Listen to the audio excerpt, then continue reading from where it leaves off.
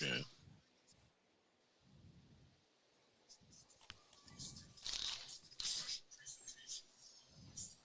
Radio at westernreserveradio.com on the Live 365 network and the Live 365 app.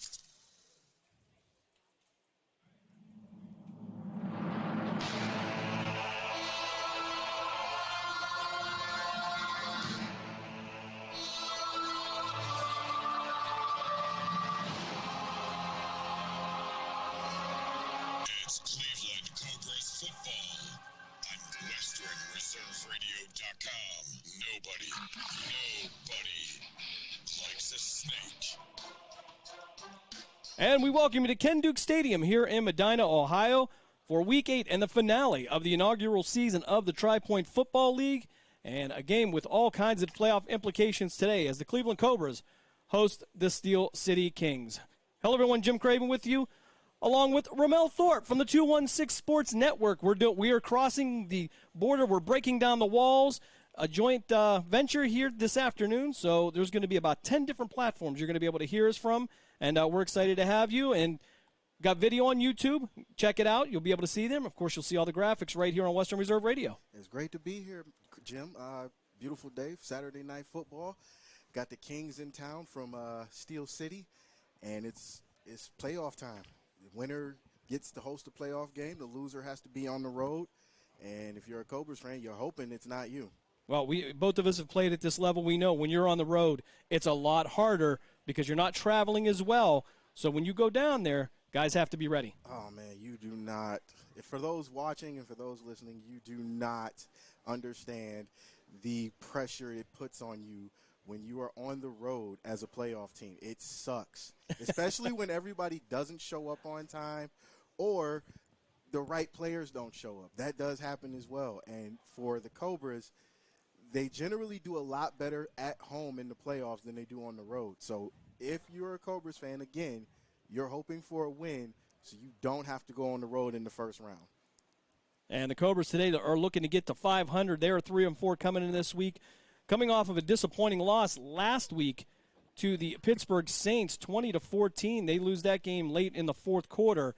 That would have secured them a home game for the first round of the playoffs. However, they will have another shot at it today.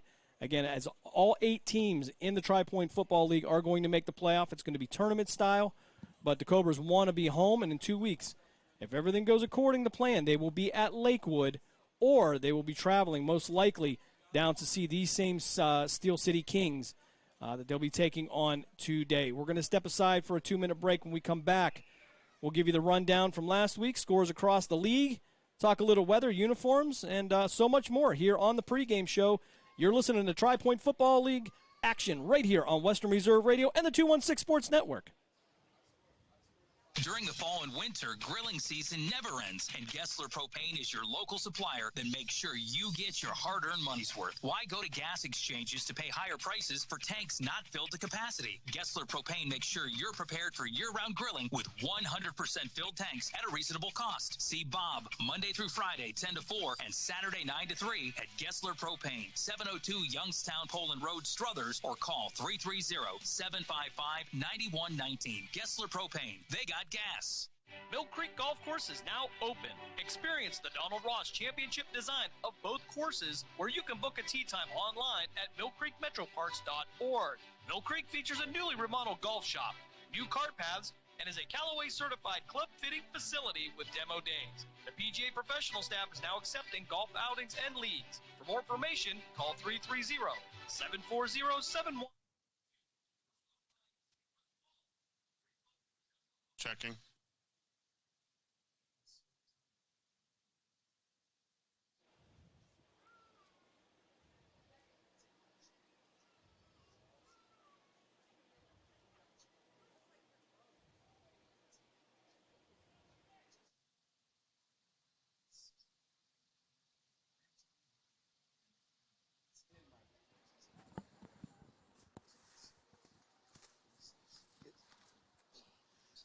Paper, you might have to search around for. You there? Yep. Okay. Where's my return? Skype has to be green, and you have to be green in order to talk to me. Okay, I don't have any return at all. I know, because I Okay. have you muted. Gotcha. I'll bring the return in when I bring in the rejoiner. Okay.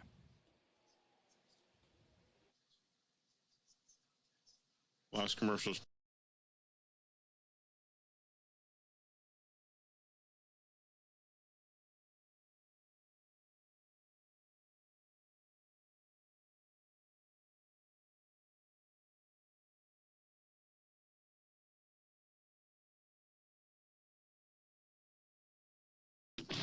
Pre-game show continues here in Medina as we get ready for Tri-Point Football League action. And the division leaders, of course, this week, upset last week. The Ohio Bears down in Columbus, they get the 26-0 win over the Greensburg Golden Hawks. A little bit shocking. It is shocking, as we all saw that the Hawks had been on a tear ever since week 1. And, you know, everybody says this, and this has some truth to it. It's hard to win in Columbus. As we all know, Columbus is a hotbed for talent, football especially. And when you go down to Columbus, you're going to have a tough time. And to see the Hawks go down and get blown out was not only shocking, but can they bounce back the right way as a team? You know, that makes it. Well, we talked about being on the road, tough right there. But you take a look at the other teams from last week. The Ohio Gladiators, they go on the road to get the 33-20 win over the Pittsburgh Seminoles. The Pittsburgh Saints came to this very stadium, got the 20-14 win over the Cobras. And the Steel City Kingz, technically they get the 21-0 win over the Ohio Phoenix since they went defunct as we get closer to kickoff here in Medina. But even in this league, there's a lot of parity. There's a lot of even teams here. So going on the road, seems like maybe our theory doesn't hold up as much, but it really does help when you look across over to Steel City Kingz, smaller roster, obviously. Very small roster, and they're going to be playing very, very tough because they have such a small roster. And a lot of these players are going to be going both ways. So expect a dogfight with the Kingz because they're just not going to come in here and lie down. And as we all know, the Cobras have had trouble finishing games. Like last week, they had a couple chances to come back and win the game, but things fell apart at the last minute. So I'm hoping, as a former Cobra, I'm hoping that they can turn it around and we get the win and get a home playoff game. Certainly a lot of talent on this team. Adam Rogerson doing a great job in his first year with the Cobras. Take a look at division standings at Golden Hawks. Even with the loss last week, percentage-wise, they kind of stand at the top of the division, but they do have the tiebreaker over the Pittsburgh Saints. So, again, it's the Golden Hawks, the Saints, the Steel City Kingz, the Steel Valley Truth, and the Pittsburgh Seminoles over in the Keystone Division in that order.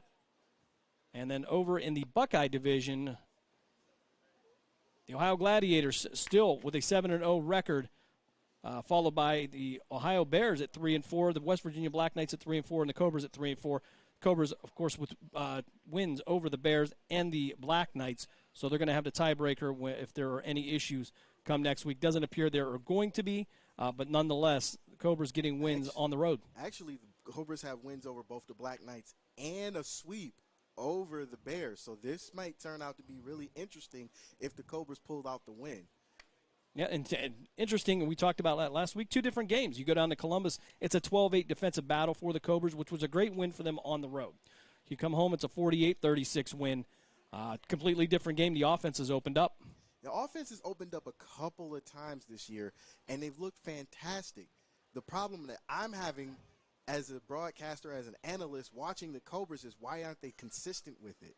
Now, hopefully, Coach Rogerson gets this together, and he has gotten it together because the offense has looked a whole lot better since he took over, and it's beautiful when they put up points, and it helps out the defense a lot. So hopefully that stays together today, and we don't have any issues with the Cobras offense. Captain's out at midfield now for the coin toss. Cobras with 8 of them out there, so just almost an entire offense or defense. But yeah, that's a lot of captains. Yeah, nonetheless, 82 degrees right now as it stands here in Medina. A little couple of clouds running around the skies here. Nothing to get excited over. No precipitation expected at all tonight. But, again, a little bit humid, and I guess for the big guys it's a little bit tough. For the smaller guys, they usually do a little bit well. I think for you and I, late in the game, we always felt a little better because we were the smaller guys, and we lasted a little longer. Man, hydration is key. as we all played in this era, especially during the summertime, at this level of football, you're playing in the heat. And a lot of these stadiums, you cannot escape the sun. So you want to be very hydrated. Gatorade, Powerade, Body Armor, whatever you're drinking, you have to stay hydrated because those cramps do hurt. And I would expect to have that coming up tonight, again, with the heat and humidity. But we're in a week 8 here, so they should be in at least some decent shape as they get ready for the playoffs in the next 2 weeks. Cobras coming in an all-black uniform, speaking of heat, with the green numerals and the black helmets with the traditional Cobra insignias on the side. The visiting Steel City Kings, they come in with the yellow jerseys and the black pants in the tradition of, well, most Pittsburgh City teams. And they have had a good year. I mean, even if traveling on the road, the numbers aren't great, but we know with teams like this, they have done very well on the road, and they've got some veterans on there. You talk about veterans like Ray Morrow, he's over the age of 50. Man, I've known Ray almost 20 years, and he is still kicking. He is still throwing the ball as hard as ever. Now, for those that are watching and those that are listening, if you've never seen Ray Morrow, he's the epitome of a gentle giant. He's about 6'5", 200 and some odd pounds, and his arms look like he could strangle a bear. Yeah, and if you are familiar with Brian Morrow he's from the Youngstown area. Brian Morrow, former coach over at Youngstown Christian and at East High School. So the family very well involved in the football arena, especially in the Youngstown area. Officials getting things set up right now. They didn't give us a signal on who was going to receive the ball, but I'm sure we'll figure it out as they come out on the field. And tonight, Ramel, what are the keys to the game for the Cobras as they come in here trying to get the 500, needing this win for a home playoff game? Well, the keys to for the Cobras are to keep fighting. Last week, it seemed like at the end of the game they were giving up and they just, let the game get out of hand when they had chances to win.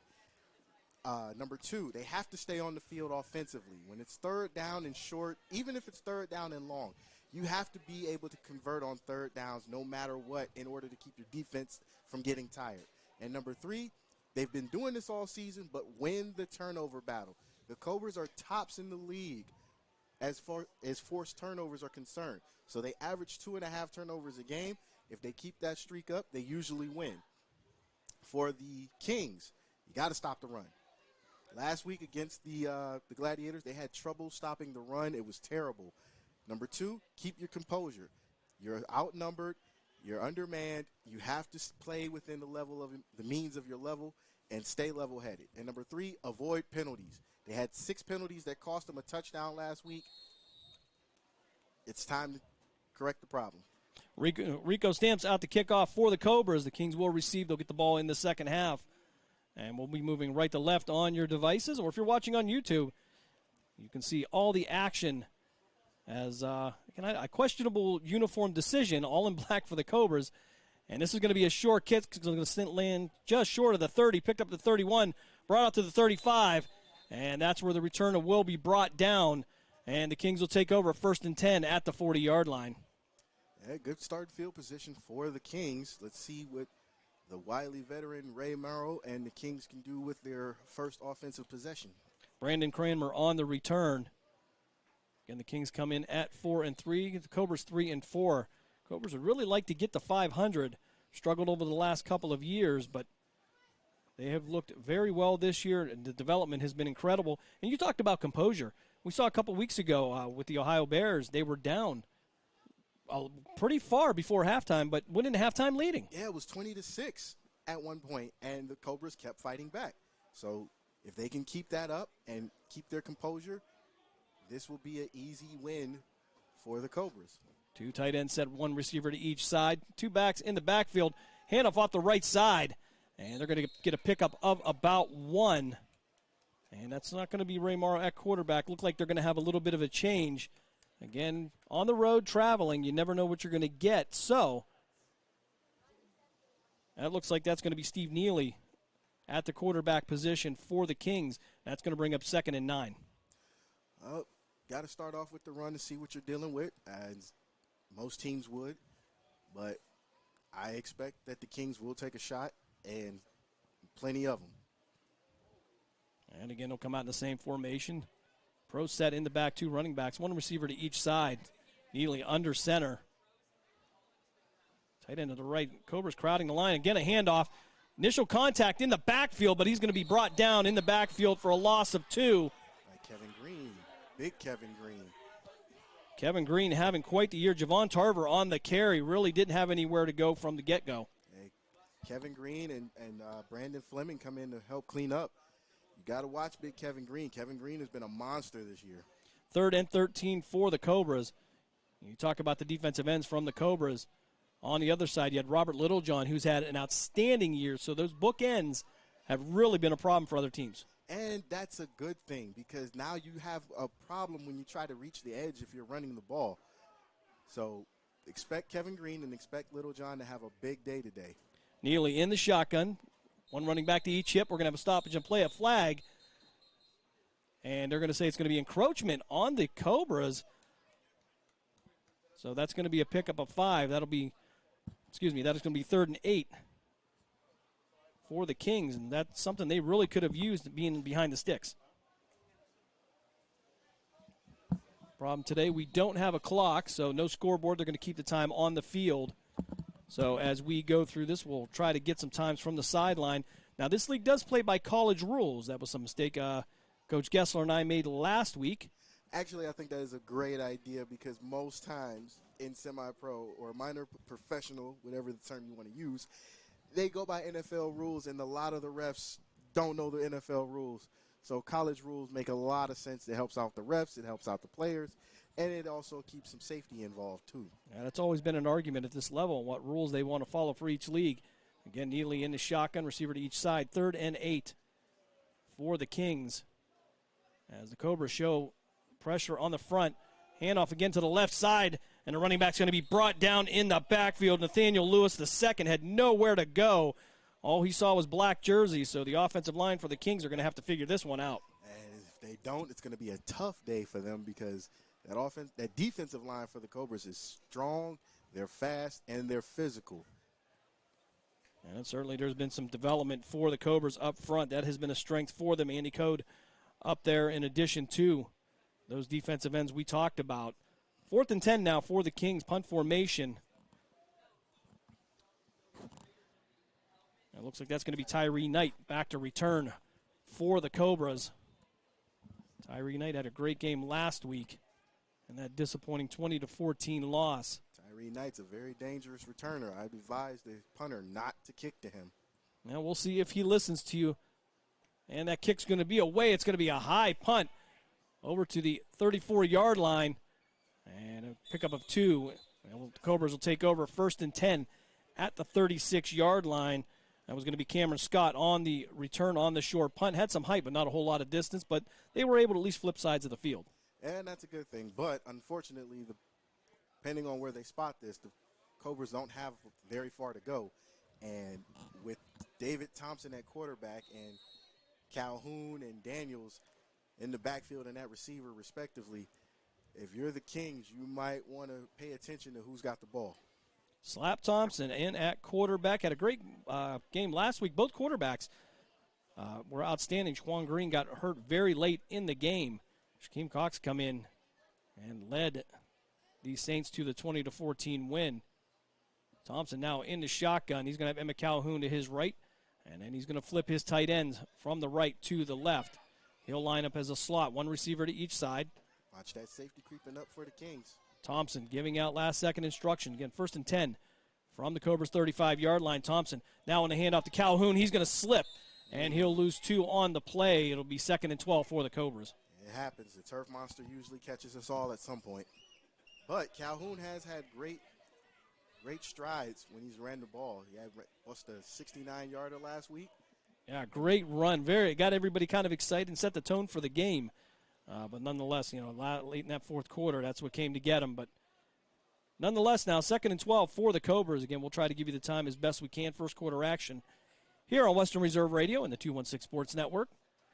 Thompson now in the shotgun, 1 receiver to each side, slot to his left, man in motion, left to right. Emma Calhoun to his left. He's going to give it to Calhoun, who's going to try to find the outside, cut back in, and he'll get back to the line of scrimmage. I may have picked up 2 on the play, so 3rd and 10 now for the Cobras. Cobras have been an advocate of establishing the run early, which has helped them in the passing game all season. As they went over 100 yards the last 3 games rushing, and when you go over 100 yards, that usually means you're able to throw the ball as well because you keep the defense off track, and it balances out your offense. Tyree Knight and Jerron Robertson are going to check into the game. Thought there were going to be 3 receivers in the end. There will be 3 receivers to the near side on 3rd and 10. 1 receiver to the far side. Thompson waiting for the snap. Play action. Throws it out to the flat. Caught out to the 35, 40. Out to the 45, out to midfield. And he'll fight his way inside the Kingz territory down to the 48-yard line. And I believe that was going to be Andre Daniels who drug the entire left side of the Kingz defense. He fought for that. And that's the beauty of Andre Daniels. He's strong, he's physical, and he can turn a screen into a big game. Now, last week and 2 weeks before that, Andre Daniels turned a screen into a touchdown. So he's a monster if he gets the ball in his hands. And not to mention last week he scored on a 96-yard touchdown pass. He outran our cameras. And it was just a beautiful play. Great throw, great catch. Andre Daniels is a guy to watch. 3 receivers now to the far side. Daniels will be the sole receiver to the near side. Thompson in the shotgun. Calhoun will remain to his left at running back. Thompson back to pass, under pressure, steps up in the pocket. He's going to get that ball away. He's going to have a receiver open, but led him too far. And that's going to bring up 2nd and 10 for the Cobras. Thompson doing a great job feeling the pressure, but couldn't complete the pass. It's still one you got to lay out for. Thompson is very accurate when he's not under pressure. When he's under pressure, he's going to lead you away to where you can only get the ball if it's nobody else. So receivers have to make sure they are in the right direction or in the right vicinity to catch the ball. Looked like D'Angelo Thompson was the intended receiver. Just couldn't hit him coming across the middle. So, again, 2nd and 10 at the Kingz 48-yard line. First quarter action here. We'll try to get you some kind of clock, some kind of time. As now Knight and Thompson will be 2 of the 3 receivers to the far side. Emma Calhoun now will make it 4. Empty backfield for Thompson. Eye on Daniels. He's one-on-one. Andre Daniels, one-on-one. Now Thompson looking initially at Daniels, stepping up in the pocket. He's going to fire, and that's going to be caught at the 30, inside the 30, and down to the 29-yard line. Jerron Robertson catching it on the crossing route. Jerron Robertson, another guy you got to watch out for, a quiet guy at that, too. Jerron Robertson sneaks up on you as a returner and as a receiver, and even sometimes at quarterback. So the Cobras have weapons. You just literally have to pay attention to who's where in order to know where the ball's going. So 1st and 10 now for the Cobras at the Kingz 29-yard line. Same pattern that they missed on the previous play. They get it this time. Yeah, high percentage passes are usually over the middle. As you and I both know, it's a very weak spot in the defense. Hated that as a linebacker. I loved it as a receiver. Thompson now. 2 receivers to the far side, 2 to the near side. Calhoun still the running back. Thompson, quick pass out to the 30-yard line. He's going to throw it into the turf. And Jerron Robertson was the intended receiver, but kind of threw it off his back foot. So it's going to bring up 2nd and 10 for the Cobras. Thompson wanting that one back. You can see the disappointment on his face as he knew he had an open receiver. And Robertson able to make things happen out in the open field. Not to be on that one. 2nd and 10. Seen a lot more calmness out of the Cobras this year. A lot of more composure when things like that don't go right. And that's a good thing because now that you know the team is playing with a level head, that's also scary if you're the opposing team. And we'll try to pick you up some scores from around the Tri-Point Football League and some other ones if we can get them. 4 wide receiver set, 2x2 now for the Cobras. 2nd and 10. Thompson back to pass, looking out to his right, fires, and completely overthrows his receiver. Looked like he was looking for D'Angelo Thompson because he was the only receiver in the area. Little miscommunication there. And I think he was anticipating maybe Thompson to go outside, but broke onto the inside. So nonetheless, it will be 3rd and 10 for the Cobras. If they can get a first down on this drive, keep the drive alive on this down. They usually are very good about getting in the end zone. I think safe to say 4-down territory for the Cobras. And why would you not? It's playoff time. These playoffs are on the line. Not even the playoffs, just the seeding is on the line. Fighting for that home game, which, again, we talked about. It's oh so important. As they go, the Cobras will come back out. Again, receivers 2 by 2. Thompson sending Robertson in motion. He's going to pitch it out to Robertson. Robertson looking to throw it. Fires it in the end zone. He's got a man open. And it's going to be tipped at the last second and knocked away. Intended for D'Angelo Thompson. And that's going to be a great play by Blake McKay. Unfortunately, for the Cobras, that's going to bring up 4th down. And they had the play. It was there. Yeah, it was. And actually, Robertson made a good throw under pressure because he was going to get hit. So 4th and 10 now from the Kingz 29-yard line. And that's the kind of play you want to take a shot on in this territory.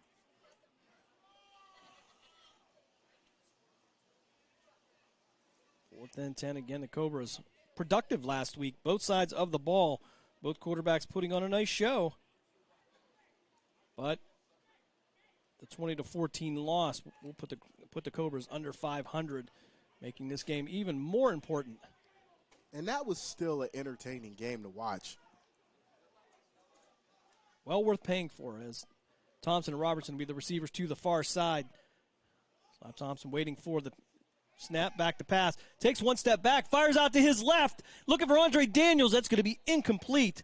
That's going to be William McCoy on the coverage for the Kings, so that's going to be a turnover on downs. That could have been ticky-tack pass interference, but refs letting them play it out. So good on the refs, and just one of those 3-and-out situations for the Cobras. Well, and the Kings will take over 1st and 10 from their own 29-yard line. Still first quarter action here as we try to get some time for you. But nonetheless, no score here in Medina on this beautiful evening. Plenty of sunshine, enough that people were pitching some canopies up here to keep the sun off. But the sun now starting to go down. As we said earlier in the pregame, these are stadiums that you just can't escape the sun. And in Medina, you cannot escape the sun anywhere you go unless you're indoors. So the Kings now, 2 receivers to the near side, 2 to the far side. Neely in the shotgun. 1st and 10. Back to pass. Quick pass out to the 35-yard line. That's going to be incomplete. Brandon Fleming on the coverage, which the Cobras defense, not just the defense, the defensive backs have really improved over the last few weeks and the course of the season. And that's where most of the turnovers have come in interceptions and forced fumbles after catch.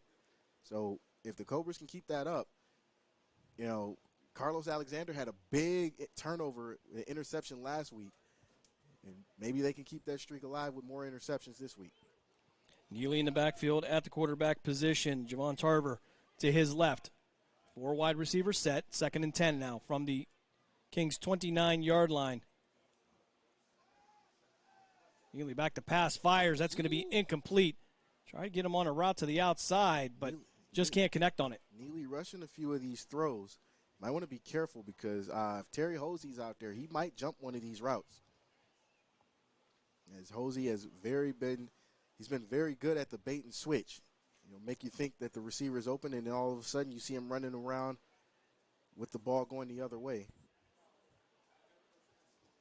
3rd and 10 now for the Kings. I believe they are yet to complete a pass.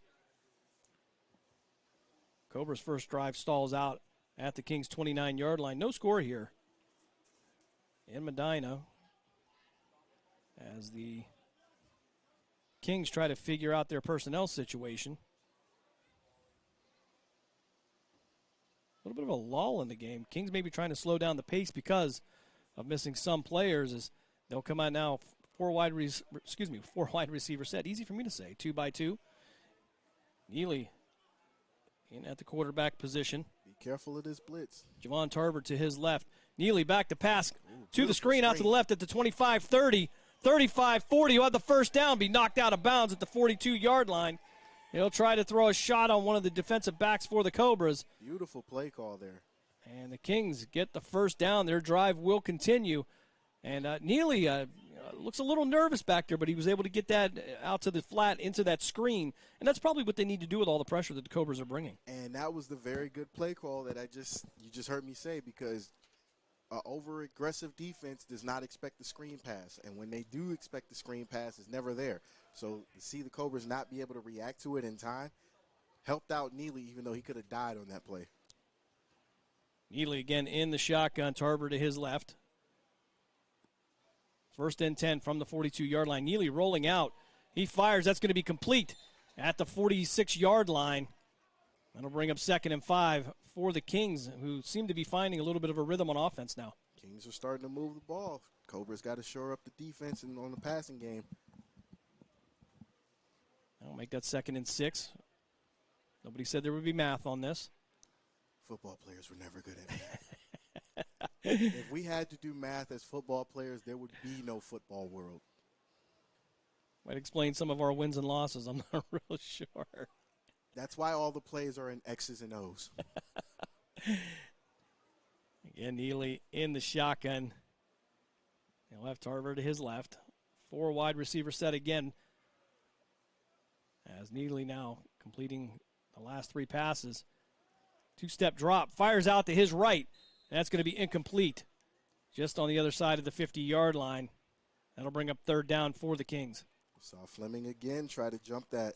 He's going to come really close to jumping one of these routes, and it's going to get ugly, especially if Neely does not settle down. He's been very antsy in the pocket. He has to settle down and get these throws together in order for them to be accurate.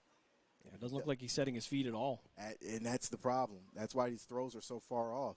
If he doesn't set his feet, he doesn't breathe and calm down, he's not going to be very accurate today. He's completed 2, but he's still got a whole lot of football left to play today.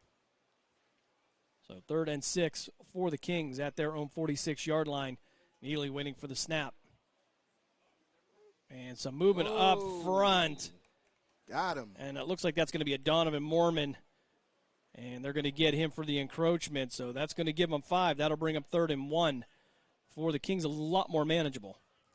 Yeah, but you have to be able to run the ball against this Cobras defensive line. And as of yet, they've not gotten anything positive. Well, we want to mention the Cobras owned by Jesse Caldwell, coached by Adam Rogerson. And the Kings owned by Eric and Alicia Montanez, the head coach, Deontay Clark. I'd like to give those folks some credit because it's a lot of work doing this. A whole lot of work. And not easy. I don't know anybody that's gotten rich off this yet. Still trying to find that person.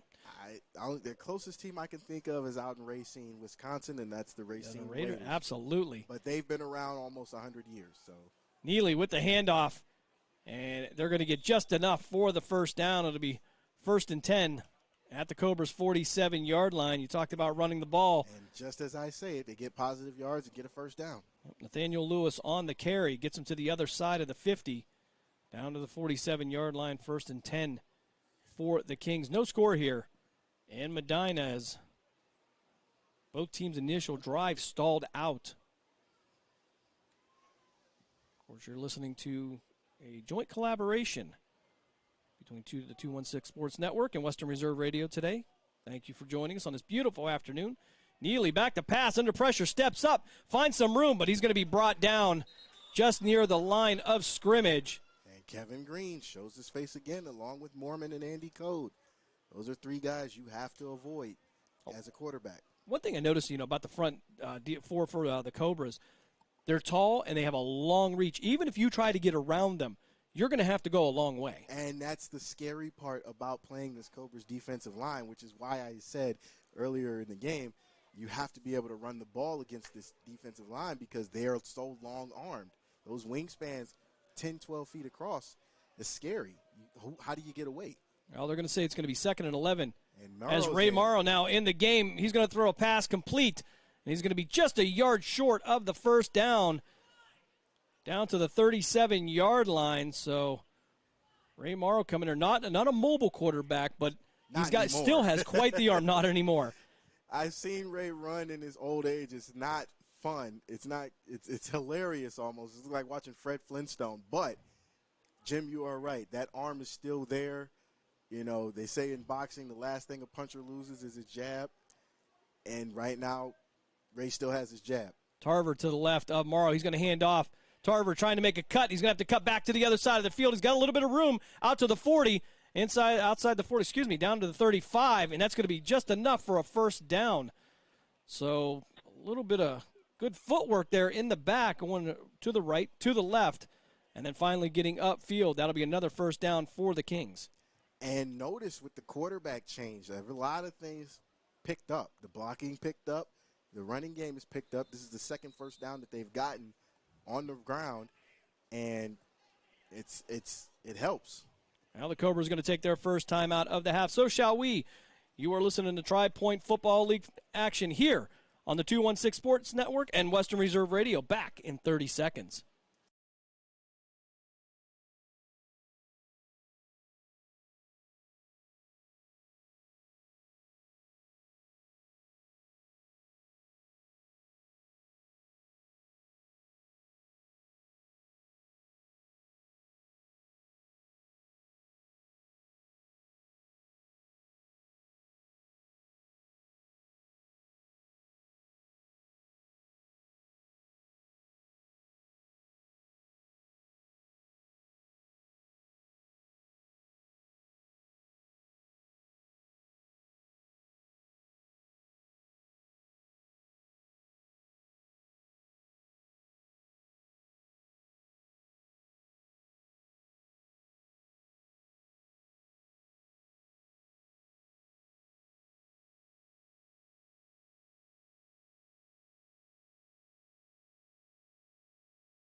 Morrow's left side, the South High graduate in at quarterback, back to pass.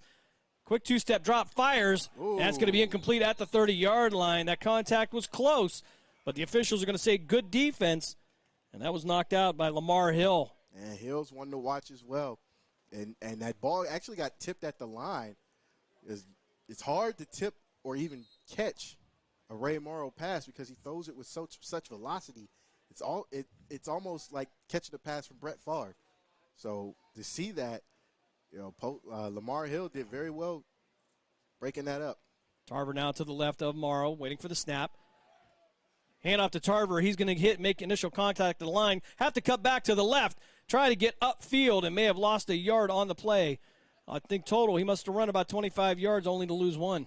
Yeah, these linemen for the Kings have to do better at holding these blocks because, as we've seen, this defensive line is aggressive.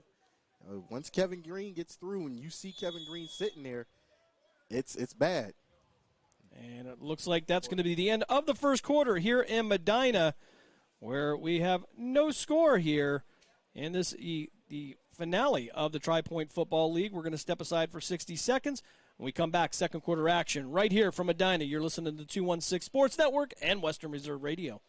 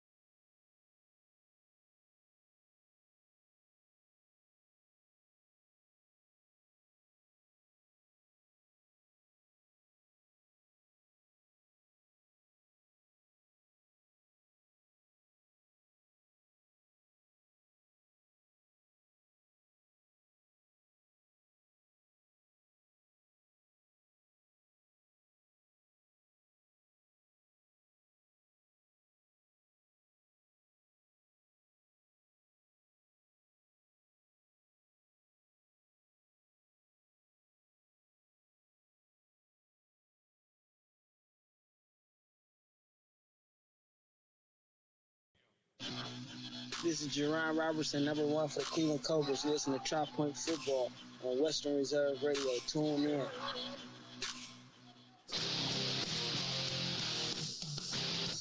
Third and 12 for the Kings. As Neely now back in at quarterback. Two-step drop, steps up, fires out to his left. He has a receiver open. That's going to be caught at the 29-yard line. He's going to keep his toes in, and they'll give him to the 19. That'll be another first down for the Kings. That was a beautiful catch by, looks like, Lewis. And the drive stays alive. Interesting philosophy, switching the quarterbacks back and forth. They have two distinct styles. Very different styles and very different height adjustments. And it's almost like watching Ohio State back in 97 and 98 playing against Stanley Jackson and Joe Germain in two different styles. As one can move and throw, and the other one is just a rocket arm. Nathaniel Lewis will be the running back now to the right of Neely. 4 wide receivers set. 1st and 10 from the Cobras' 19-yard line. Movement up front. And I don't know if the Cobras crossed or not. And they're going to say encroachment on the defense. I thought that they had got back before the snap. But, again, playing college rules, as you and I have been used to the professional rules for so many years. Oh, man. But you know what? I'm not mad at this rule change, as it was needed, because there was a lot of discrepancies between the referees and certain teams. So this calms a little bit of that down. But the Cobras have to watch the ball. You can't be antsy, and you're sitting right in front of the ball if you're a defensive lineman. 1st and 5 now for the Kings at the Cobra 15-yard line. Make that the 14-yard line. Second quarter action just underway here in Medina, Week 8 of the Tri-Point Football League season, their inaugural season, as Neely now in at quarterback, replacing Ray Morrow, who's kind of switching around between the two. 2-by-2 on the receivers. Neely now rolling out to his right, looking for fires, and that's going to be incomplete. Just couldn't make the connection on the crossing route. Couldn't get a number for you. Receiver's got his jersey tucked up under his pads, so we apologize for that. Want to give that young man credit, but, it's a style thing. It's his own fault. You should know better. You know the game's getting broadcast. Let us see your numbers. Yeah, well, Mom and Dad want to hear you. You want to say your name? So 2nd and 5 now for the Kings. I believe this is going to be 13-play drive so far. And that's big because the Cobras are usually good at getting 3 and outs. And you keeping this defense on the field for a while, they're bound to get tired. Yeah, Little John Mormon, Coed, and Kevin Green, the front 4. That'll wear them out a little bit on a 13 or 14-play drive now as Neely waiting for the snap. 4 wide receiver set. Back to pass under pressure. He fires into the end zone, and it's going to be off the hands of a Kings receiver. And that's going to bring up wide open too. That's going to bring up 3rd down. That pass was intended for Tyree Johnson Sr., and he just couldn't bring it in. And great awareness by Neely to see Johnson open. I think he got a little bit nervous. I'm not sure. I believe that was a Donovan Mormon chasing him, and that'll make you get rid of the ball. Yeah, it will. That's a big guy. And I played with Donovan a couple years before I hung him up, and just seeing him is imposing. Like you don't expect these guys to be that big until they run up on you. Or that fast. That too. As Ray Morrow now back in at quarterback. He'll be flanked to the left by Javon Tarver. 3rd and 5 from the Cobras' 19-yard line. Morrow looking to his right, fires. That's going to be knocked down at the line of scrimmage. And that's big Kevin Green. We've mentioned his name several times today already, and it's now 4th down for the Kings. I can guarantee you he's going to need some ice at halftime for that hand. Yeah, trying to knock down a Ray Morrow pass. It hurts. Trying to catch it hurts. Take away the age of Ray Morrow, and I'm not going to say his age, but let's just put it this way. He graduated before me from South High School. He graduated way before me. But he is yet to give it up as Neely now back at quarterback. Tarver will be the running back still. Well, to be honest, look how big Ray is. I mean, he's built like a linebacker. Who's going to just easily knock him over? Neely taking his time, scans the field, 4th and 5. Neely firing into the corner of the end zone. He's got a receiver. He's going to overthrow him, and that's going to be a turnover on downs for the Kings. That pass intended for number 1, Reggie Jones Jr. And that'll be the second turnover on downs that the Cobras get, including the 3 and out. So, with that, the Cobras need to put some points on the board and sustain a good drive. And that Cobra defense could use the break. 18-play drive, nothing to show for it for the Kings, as the Cobras now will take over 1st and 10 from their own 19-yard line. No score, second quarter action here in Medina. There were a couple of 5 o'clock games here today in the Tri-Point League. Haven't really been able to get any information on how those games are going right now. As Thompson waits for the snap. Thompson's going to take it himself on the option, and he's going to be hit right at the line of scrimmage. He won't go down, but nowhere to go. And Thompson looking for a little bit of a flag there. Might have been pushing for that one, a little bit of embellishment. And first contact was made by Tez Bailey of the Kingz.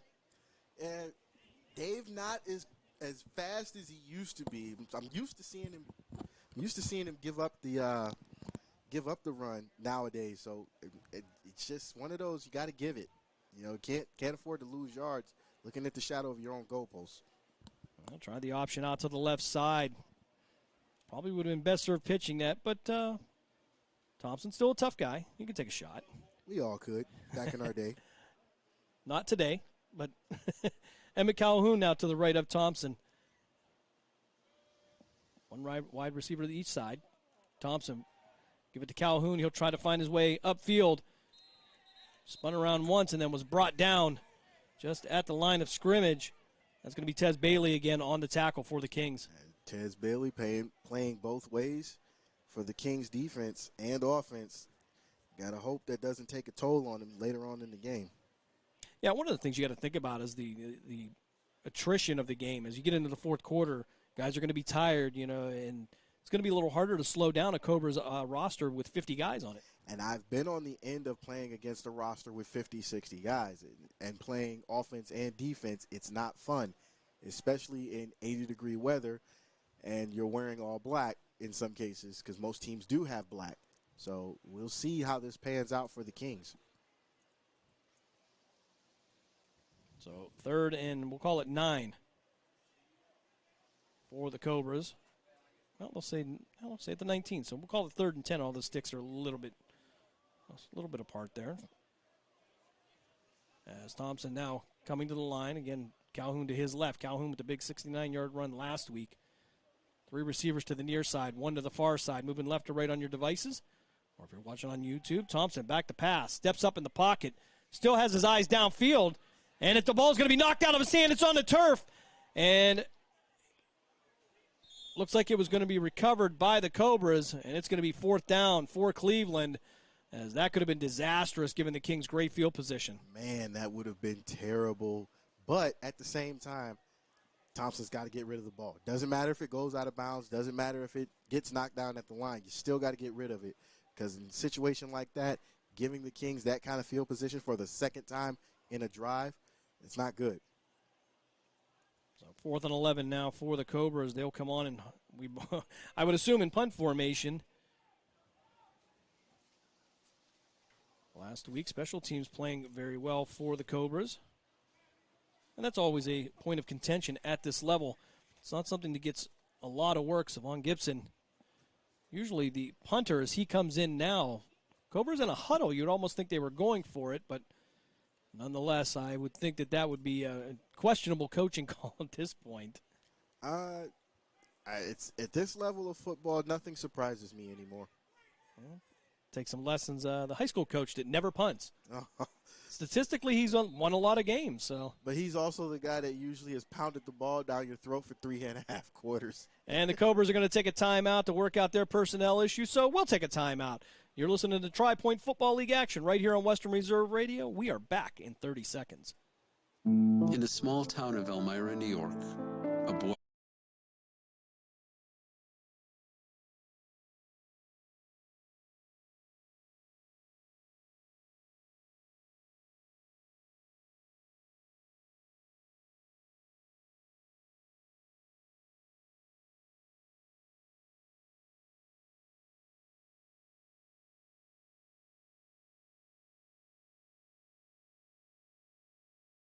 Listening to Western Reserve Radio, WRDB, The Scourge, a part of the Sports Map Radio Network. Jerron Robertson back to punt. This is new. And Robertson rolling out to his left, looking upfield. He's trying to throw it. It's a fake. Out to the 10, out past the 20, and he's going to be down at the 21-yard line.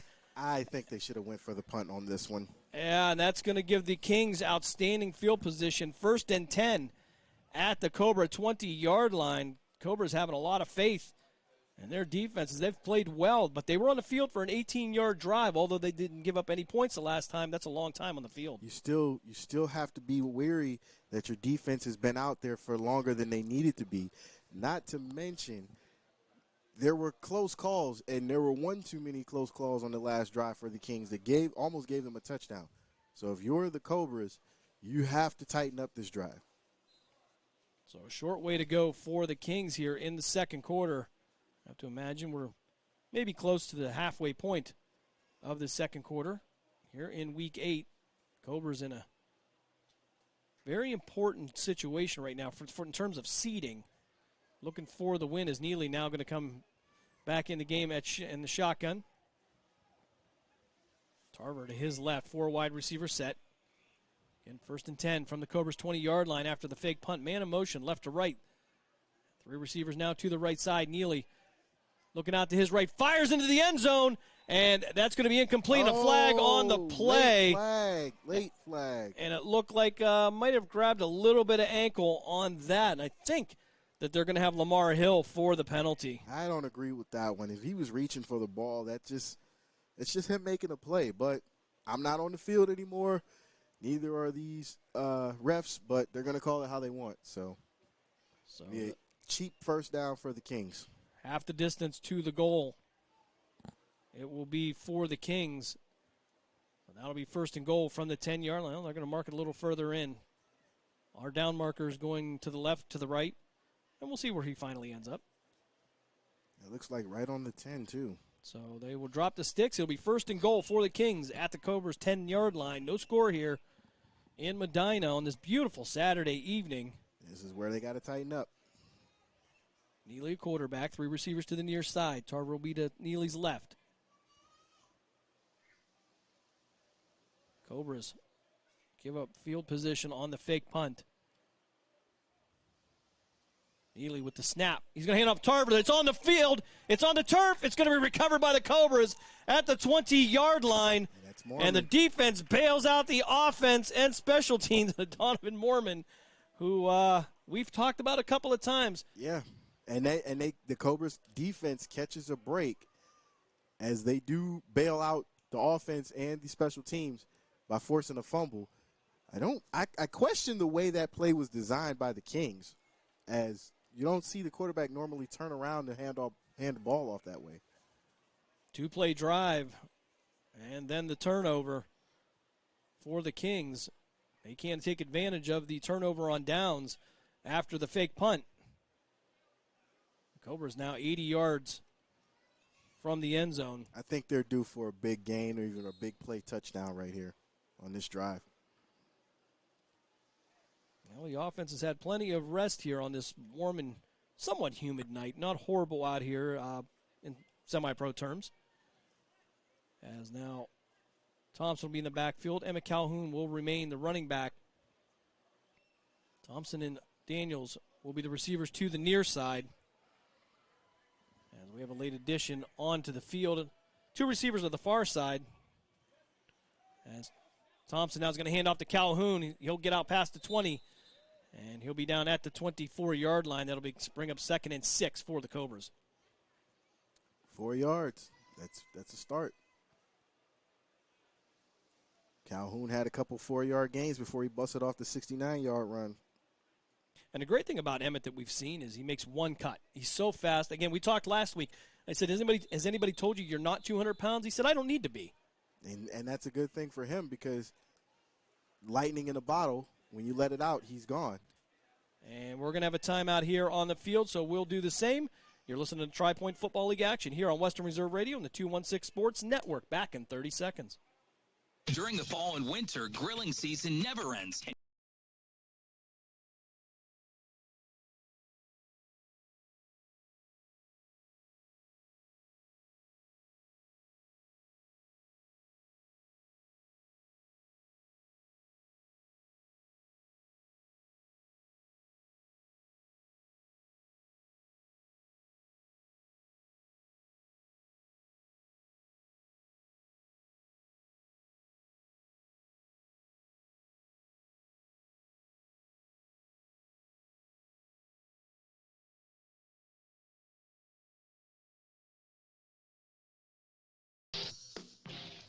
2nd and 6 for the Cobras.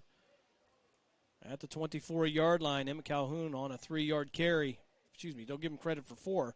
2nd and 6. There's that math thing as Thompson now hands off to Calhoun, tries to find room out to the right side. He'll get out past the 30, make contact, and he'll be brought down at the 30-yard line. Looked like he got the first down as well.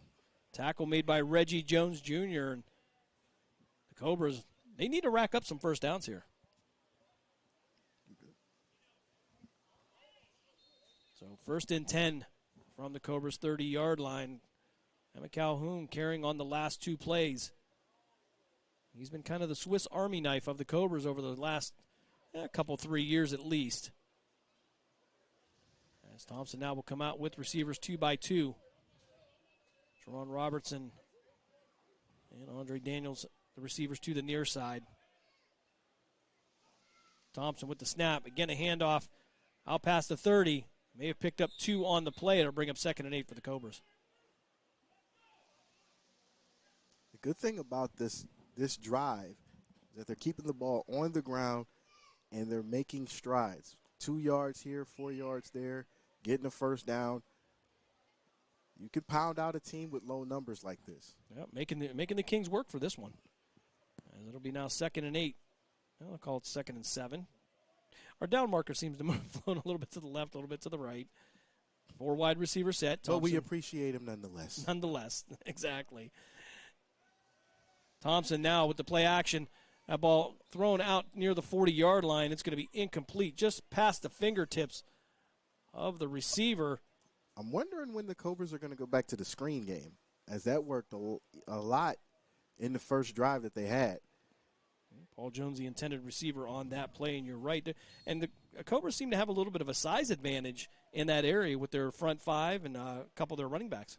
And I don't understand why, most teams don't take advantage of that. Not just the Cobras, not just the Kings, but most teams that you watch in any level of football, you don't take advantage of your size. You could bully a team like this. And the Kings are in a 3-man front with maybe 2 or 3 linebackers showing, but only 1 coming. Thompson now in the backfield. Pitch on the end around Robertson. He's going to be tripped up. Ball's on the turf. Robertson's going to pick it up, drop it again. And it looks like a King is going to come in and swipe that up at the 20-yard line. And that is why you don't pull out all the trick plays at one time. And Deshaun Sims comes in and gets the recovery on the end around. Not to mention, why was Robertson standing there? He should have just fell on the ball. He tried to pick it up and run it. Tried to do too much. Sometimes you just got to take the loss. Yeah, live to fight another day. So now it's going to be 1st and 10 for the Kings at the Cobra. Let's call it 21-yard line. Okay, let's call it the 20-yard line as they keep moving the sticks. So I was right initially. But nonetheless, the Cobra is now providing the Kings with good field position. 1st and 10 at the Cobra 20-yard line. Same field position they had after the botched fake punt. And the Cobras defense back on the field. And if you're the Cobras defense, you got to be a little frustrated as the offense hasn't sustained a drive. They'll get a couple good plays for positive yardage, and then all of a sudden they'll pull a rabbit out and the rabbit doesn't hop. You got to stick with what brought you to the dance.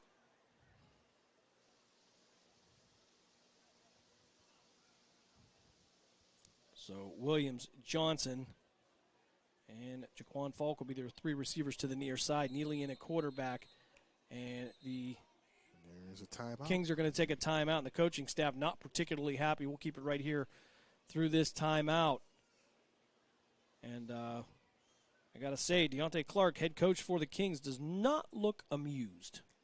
And most coaches aren't when they have it called the perfect play and they have to call a timeout because the right personnel isn't there. And when you're short on numbers, those timeouts become so important, especially what looks like what it's going to be in what appears to be a very close game. And it shouldn't be a close game if you're looking at this from the Cobras standpoint because you've had opportunity after opportunity to get a drive going and put points on the board, and it hasn't worked in your favor.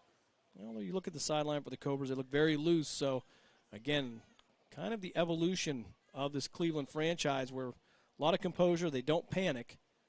They've done a great job so far this year. as the Kings will now move their 3 receivers to the far side, moving right to left on your dials. Neely in at quarterback, Tarver to his right. Michael Nelson in now to far receiver as Neely waits for the snap. Pitch out to Tarver as he tries to find the end. He's going to get back to the line of scrimmage. He's going to get out to the 15 and down at the 10-yard line. May have enough for the first down. If so, it'll be first and goal. A lot of missed tackles on that play, and that should have been a loss. But if you're the Cobras, you're frustrated. You've been on the field in back-to-back possessions. You might be a little tired going into this before halftime. Yeah, Tarver doing a good job getting to the outside, staying square. And they're going to say he was down at the 13-yard line. That's going to bring up 2nd and 3. Make it 2nd and 2 for the Kings. As Michael Nelson will be the far receiver. Quan Falk will be the inside receiver. Ray Morrow back in at quarterback. Tarver to his left. Got to keep an eye on the receivers when Morrow's in. Morrow firing out to his right. Receiver's going to fall down. That's going to be incomplete. Not a bad pass, but the receiver couldn't keep his feet. And that's actually a lucky break for the DB who was covering that receiver. His short passes is what Ray Morrow is known for. They don't call him the rifleman for nothing. He rifles that ball in short passes very hard, and it's hard to break him up, hard to intercept him. It's just hard to stop it. Receivers 2 by 2 now as Morrow waits for the snap, turns, fires, same pattern, and it's going to go off the chest of the Kings receiver. It's going to be incomplete. I just said it's hard to catch a Ray Morrow pass, and that just proved it. Michael Nelson just got shot in the chest with that ball. And luckily, we have pads to protect us catching passes from Ray Morrow. 4th down, 2 to go for the Kings. They'll be at the Cobra 12-yard line. And again, we see the quarterback rotation continue for the Kings. As now, we got something a little bit different here now as Tarver will remain the running back. And we're going to have a stoppage in play as the Kings will take their second time out. We'll step aside for a break. Back in 30 seconds right here on the 216 Sports Network and Western Reserve Radio. Located in Applewood Estates in Boardman Township, the Applewood Swim and Tennis Club offers a pleasant family and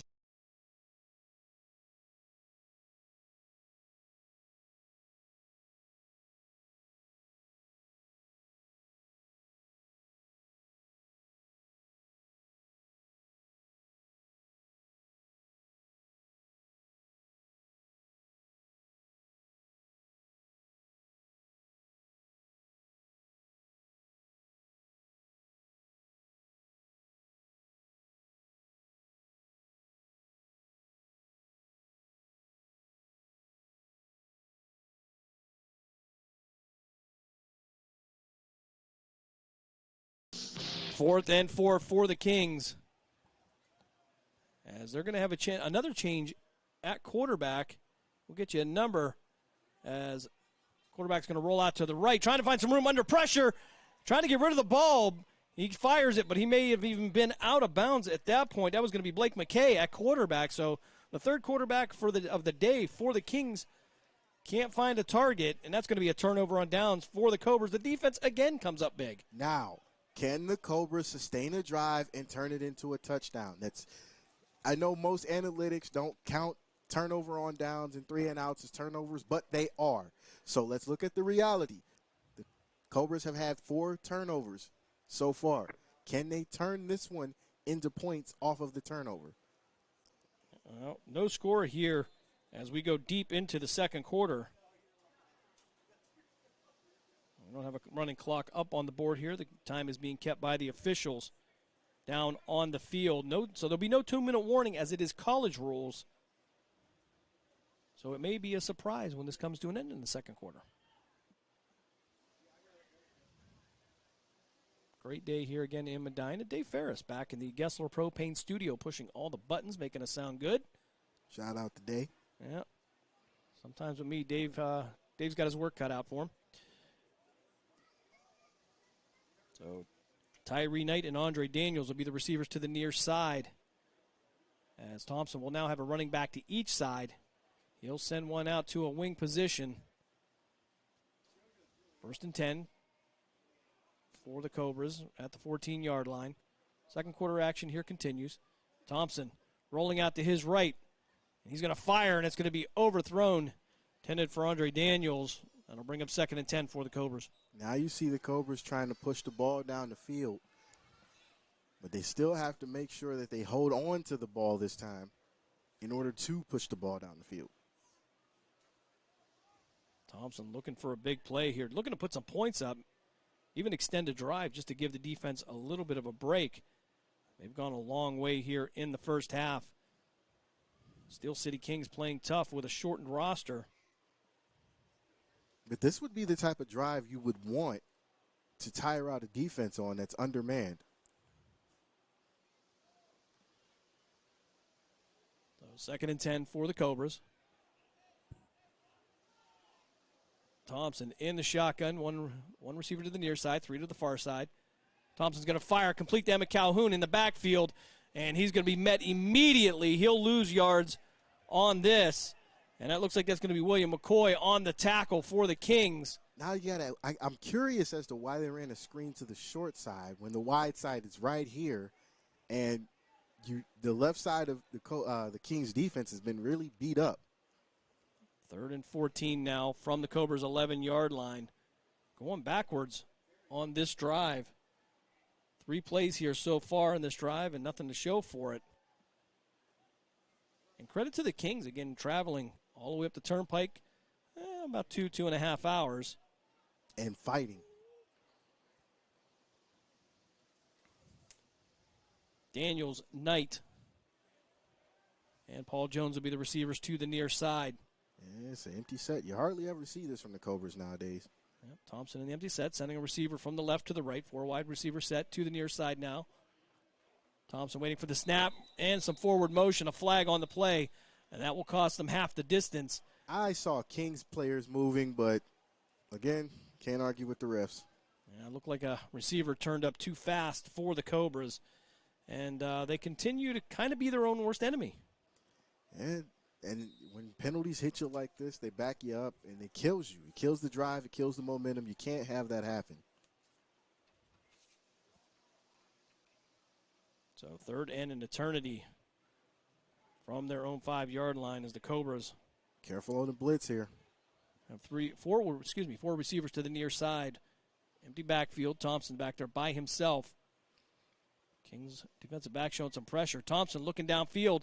Stepping up in the pocket. He's under pressure. He'll be grabbed and brought down at around the 6-yard line. That's going to bring up 4th down in a punting situation for the Cobras. And if you're the Cobras, you have to punt this away. No trick plays, no funny stuff. Get the ball away from your end zone, because if you don't, you're going to give this team some field position that they can't handle.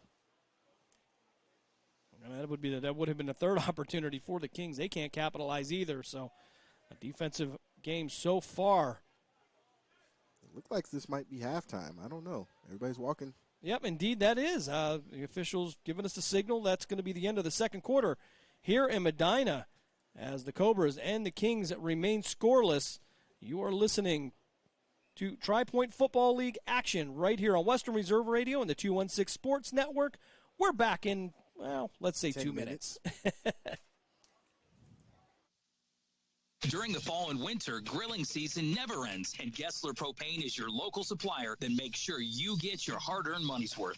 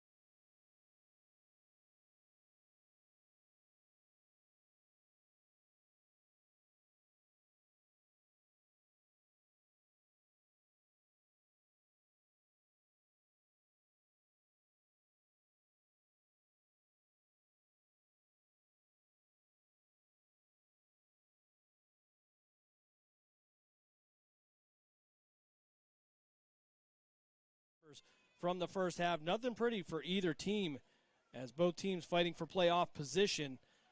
So far, 29 plays for the Steel City Kingz, 22 for the Cobras for a total of 76 yards on the Steel City side, 52 on the Cleveland side. And I'll tell you, it's rough going right now. Steel City Kingz averaging 2.62 yards a carry, Cleveland 2.36. That is the definition of a defensive battle. It is the definition of a defensive battle, but it's also the definition of lack of offensive production if you're the Cobras. The Cobras have to get the ball down the field either through the run or through the pass. Can't pull any rabbits out of the hat, and you really can't afford to turn over the ball if you're trying to host a playoff game in 2 weeks. Nope, the rabbit took the night off, as a matter of fact. So turnover on downs, 2 for each team. Again, they've had that issue. 1 turnover apiece for each team. Interesting statistic out of our numbers department. Will Craven doing the numbers for us tonight. The Steel City Kingz, 4 trips into Cobra territory. The Cobras, 1 trip into the Kingz territory. Cleveland really not able to move the ball so far. And that's a credit to the Kingz defense, because the Kingz defense, even though they're undermanned, have shown that they can battle with this team. And this is not a battle that the Cobras should be losing right now in terms of field position, but they are. And if you are the Kingz, you have to ride that momentum and hope that you can turn that into some positive points. Now, the deeper they get into this game and the closer it is, the better chance I would think that Steel City would have to win this game. Again, short, but I'll tell you, they look to be in great shape playing both sides of the field. And the quarterback play has been a little bit interesting. Neely and Morrow switching back and forth. Not sure what the philosophy is on that, but things change when each quarterback's in there. They do some good things, and maybe better than the other one. But, again, they say sometimes if you have 2 quarterbacks, you don't have one. And that's not always a bad thing, especially in Morrow's case and in the King's case, period, because Morrow brings a lot of experience and a lot of knowledge where Neely may not have it. And it's been confusing the Cobras because you're playing 2 different quarterbacks with 2 totally different styles. So how do you adjust has been the problem. Now, one thing we've seen with Neely in the backfield for the Steel City Kingz is sometimes the feet move a little bit much, gets a little bit of crazy legs, and maybe doesn't fire that ball as well as he can if he would get his feet set. And, that comes with experience. As we've all seen, every quarterback didn't start out the greatest. They had to work to become the greatest. So if Neely puts the work in and he settles down, the longer the season goes, and even in the playoffs, the more experience he gets, he'll get better at it. Lamar Hill and Trevon Matthews will be back to return for the Cobras. They'll get the ball first here in the second half. I'm told they won the toss in the first half and deferred to the second half. And the Cobras can use every possession they can get at this point, as we have a nothing score here in Medina, Week 8 of the Tri-Point Football League. Jim Craven with you, Ramel Thorpe, with the Unholy Alliance of the Western Reserve Radio, the 216 Sports Network. And it's been beautiful. It's been a lot of fun, as Brandon Cranmer will kick off for the Kingz. And it's going to be a rolling kick down to the 35-yard line, brought out to the 40, 45, near midfield. And they'll say he's down at the 47-yard line. As Jesse Caldwell paces the sideline, hoping that the Cobras can get something going. And I'm hoping they can get something going, too, as we need some excitement up here in the booth. Well, we need a little Emmett Calhoun action now as the Cobras take over 1st and 10 at their own 47-yard line. And only 1 trip into the Kingz territory in the first half. See what adjustments did Adam Rogerson made at halftime as Ron Robertson makes his way to the field. He'll be out there with Tyree Knight at the receiver positions, as well as Andre Daniels. A little disappointing. Daniels hasn't been more involved in the offense. He's a big guy. He's strong. Just hasn't found that soft spot yet. No, he hasn't, and we haven't seen him since that screen he ran earlier in the game. So we're going to have a stoppage in play as the officials seem to want to get something adjusted, and they'll take the official timeout. And I think we're missing a chain person. And indeed, that's kind of important. Jesse Caldwell going out there to alert them. So, as we know, when you were the owner of the team, you don't get to sit up and do the Jerry Jones thing in the booth. You're down on the field working. Man. He may be carrying the sticks here in a minute. Honestly, Jesse's one of the hardest working men in this level of football, as he goes above and beyond for every team he has produced. You know, it's hard not to like the guy. We have traveled many miles over the years doing this football thing, as some of the offensive linemen now trying to figure out where they're supposed to be for the Cobras. So 4 wide receiver set, 2x2 for the Cobras. Thompson waiting for the snap. Emma Calhoun to his right, moving right to left on your devices. Calhoun now with the handoff, going to cut upfield. Maybe picked up a yard on the play to bring up 2nd and 9 for the Cobras. That developed a little too slow for me. Well, Deshaun Sims in on the tackle. That's the second time we've mentioned his name today. He had a turnover earlier in the first half. Now Emma Calhoun will come to the side for the play. He'll bring it in. Adam Rogerson, I can assume, not happy with the production on the offensive side. Defensively, really not much to complain about. They've really bailed them out of several bad situations. Yeah, they have, and that's a good thing to have in the back pocket of your team when your defense can stand up and get turnovers, cause 3 and outs, and get you the ball back. Andre Daniels and Tamir Stevens will be the outside receivers. Thompson waiting for the snap. Give it to Calhoun. He'll make one cut. Almost got away, but he'll be brought down maybe for about a yard loss. And that's going to be Deshaun Sims again on the tackle, 2 in a row for Sims. Sims making his presence known here. So now 3rd and 12 for the Cobras. Their offensive woes continue here into the second half. Still trying to get into Steel Kings territory. Excuse me, Steel City Kings. Try that and get that right. As Calhoun will come in.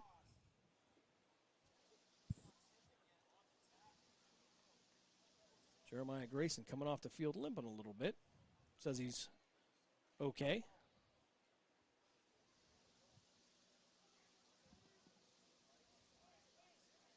Stevens and Robertson, the receivers to the far side. Andre Daniels, receiver to the near side. Emma Calhoun will switch from the right hip to the left hip of Thompson. Tight formation for the Cobras. Thompson rolling out to his left, fires. It's complete out to midfield. It'll be dropped, but it'll be out of bounds. And he'll be right at the midfield stripe. Do you go for it in this scenario? You know what? As well as that defense has been playing, I think you would punt it and leave it up to them because they have been lights out today. They've really saved them. And it looks like they may punt this one away. I was thinking the same thing, but I figured I'd ask instead of assuming this time because, you know. No fake punts. Let's try that. That and, you know, the field position battle has not been won in your favor. So I would assume this would be punted away so you could win that field position battle and make the Kings go a long way if they can. Rocky Moss looks like he'll be the punter as he counts up the punting team. Snap back, high looping. He's going to get that one away. Not a bad kick. It's going to land at the 26-yard line, roll down to the 20-yard line.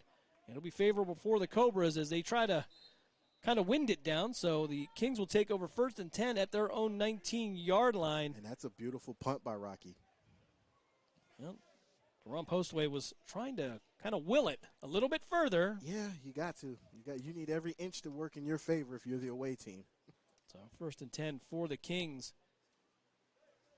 And you would assume this would be the best drive that they would be prepared for as they've gotten some rest at halftime. Again, a little bit short on numbers, but you wouldn't know it by the way they've played on the field. And that's a testament to the Kings. The Kings showed up. Yeah, they're undermanned, but they're going to play with what they got. Third quarter action here in Medina Tri-Point Football League. Week number 8 of the inaugural season. Tri-Point made up of teams in Ohio, Pennsylvania, and West Virginia. Which is the terrible triangle known to most sports fans. And I've yet to be down to see the Black Knights. I'm interested to see them as they've had a rough season, But you know what? I was there in the game against the Cobras. Beautiful stadium for the town to be so small. Very beautiful stadium. Neely now under center. 3 backs in the backfield. Receiver to each side. Neely with a pitch out to his right side, trying to find an end. He'll get out to the 22-yard line. Now it looks like that's going to be Tyree Johnson on the run. And it's the first time I think the Kings have really made it outside on a run. Yeah, gotta push it somehow. And going back to the Black Knights, believe it or not, the Black Knights actually drew first blood against the Cobras as they drove down on their very first drive to score their only touchdown of the game, even though the Cobras came back and scored 60 unanswered. Well, there's a good news, bad news scenario. Good news, you scored first. Bad news, you never scored again. It happens. It happens. But they're a scrappy team. They're young. And, once they're able to put it together, they may be a team to be talked about. Neely under center, 3 running backs again, going to pitch out to the left side this time. And the Cobras will stretch it out. He'll break 1 tackle out past the 20, 25, and out to the 26-yard line. Cobras got to do better at setting that edge. They'll be short on the first down. That was going to be Cameron Scott on the tackle for the Cobras. And it'll be 3rd and 4 now for the Kings. And again, I figured this would be the best drive of them for the second half. Again, the fatigue setting in late in the second quarter. They get that break. And we'll see how long they last here. Again, they've done a great job so far. So 3rd and 4 now from the 26-yard line. Neely in the shotgun. 2 receivers to the near side. Again, they'll switch to the 3 running back formation.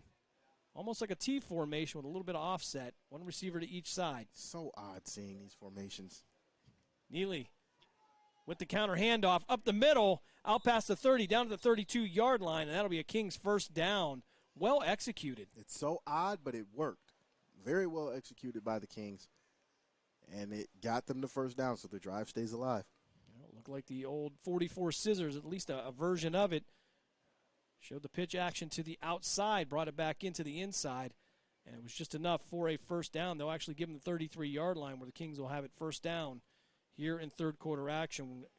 If you're just joining us, we do not have a scoreboard up here, so we don't have the clock for you. It's being kept on the field by the officials.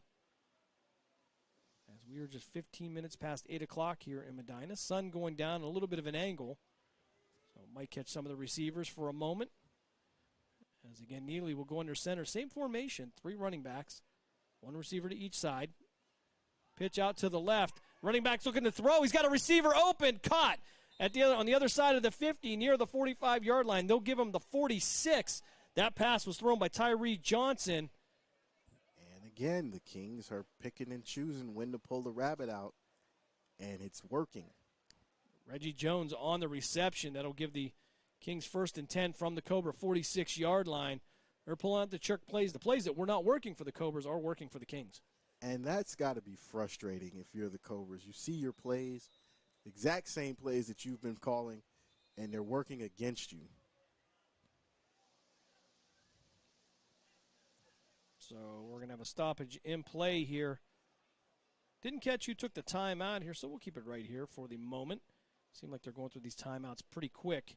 Again, no score here in Medina. First half, a slow one offensively. 29 plays for the Kings, 22 for the Cobras. Each team averaging just a little over, or just around 2.5 yards a play. If you like big plays and offensive scoring, this is not your game. If you like defensive games, this might be your thing. Yeah, me personally, I need some excitement. This defense stuff is killing me. Now, going down to the Ohio Bears, very close game there. That was exciting, but in a different way. 12-8, there were some moments in that game. Well, that was early in week 3, so I think you're referring to the one that happened 2 weeks ago here in Medina. Well, that one was a shootout. Yeah, no, it wasn't in Medina. Excuse me, I got my places mixed up. The 12-8 game was here in Medina. The 48-36 game was in Columbus. Now, what was so interesting about that game was the fact that the defense carried the team throughout the course of that game after giving up 20 points. They settled down. They got turnovers. They got to the quarterback. You're not seeing that from every team. Yes, the Gladiators are undefeated. They win. Sometimes they win ugly, but they've been winning. But with the Cobras, they have to keep the consistency on offense there. Neely now back in the shotgun. 2 receivers to each side, moving left to right. Handoff up the middle, out to the 45-yard line, got knocked back. And the ball's on the turf, but the officials are going to say that he was blown down, and the officials, I believe, are going to be right on this one. We'll see if they take away a yard from him. Might be a yard loss on there, but the officials get the call right as the player was down. Cobras, you can't blame him for trying, though. No, you can't blame anybody for trying, especially when you need to win to get a better seeding in the playoffs, and you're trying to scratch and claw and fight for the ball.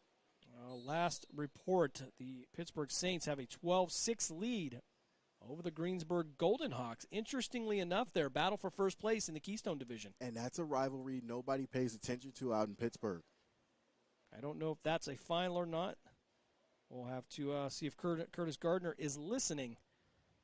And if he is, Kurt, maybe let us know if that's final. Yeah, Kurt, let us know, man. We need those. That's that could be probably considered somewhat of an upset as the Kings come out in their full wide receiver set now. Neely remains at quarterback. I've not seen Ray Morrow here in the second half so far. Neely rolling out to his right, looking downfield, sun in his face. Looking back, throws across his body. That's going to be thrown to the 35. He hit the receiver in the chest, but the Kings receiver could not bring it in, and he knows it too. You can't. The one mistake that I hear coaches yelling at quarterbacks about is not throwing them across your body. Fortunately for Neely, the receiver was right there, but you hardly ever want to see your quarterback throw across the body because bad things can happen. That's going to be number 35, Hood, on the incomplete pass. At least that's what it says on his jersey, although I don't have him on the roster. So we'll go with that. But nonetheless, now 3rd and 11 from the Cobras' 47-yard line here in the third quarter. No score. As we try to bring you a couple other scores from around the Tri-Point League. See if we can maybe even get you some scores maybe from the GDFL or the PFL or any of the other FLs. 2x2 are the receivers. Neely's still a quarterback. 3rd and 11. Neely rolling out to his right, looking downfield. Throws it, got a receiver open, and it's going to be incomplete at the 25-yard line. Tyree Johnson, the intended receiver. And I don't know if the sun got him or if the pass was just too short and he couldn't turn, but nonetheless, another big opportunity for the Kings that they couldn't capitalize on. Johnson couldn't make the adjustment to his body to catch the ball, but great throw by Neely on that play. 9-play drive so far for the Steel City Kings is now going to be 4th and 11. Just past the midfield stripe here. They're going to go into punt formation. It's going to be Benjamin Keeler on to do the punting duties. And this will be interesting for the Knights if they can get that punt down deep in Cobra territory. Brandon Cranmer looking for one more player. Jaquan Falk will answer the call.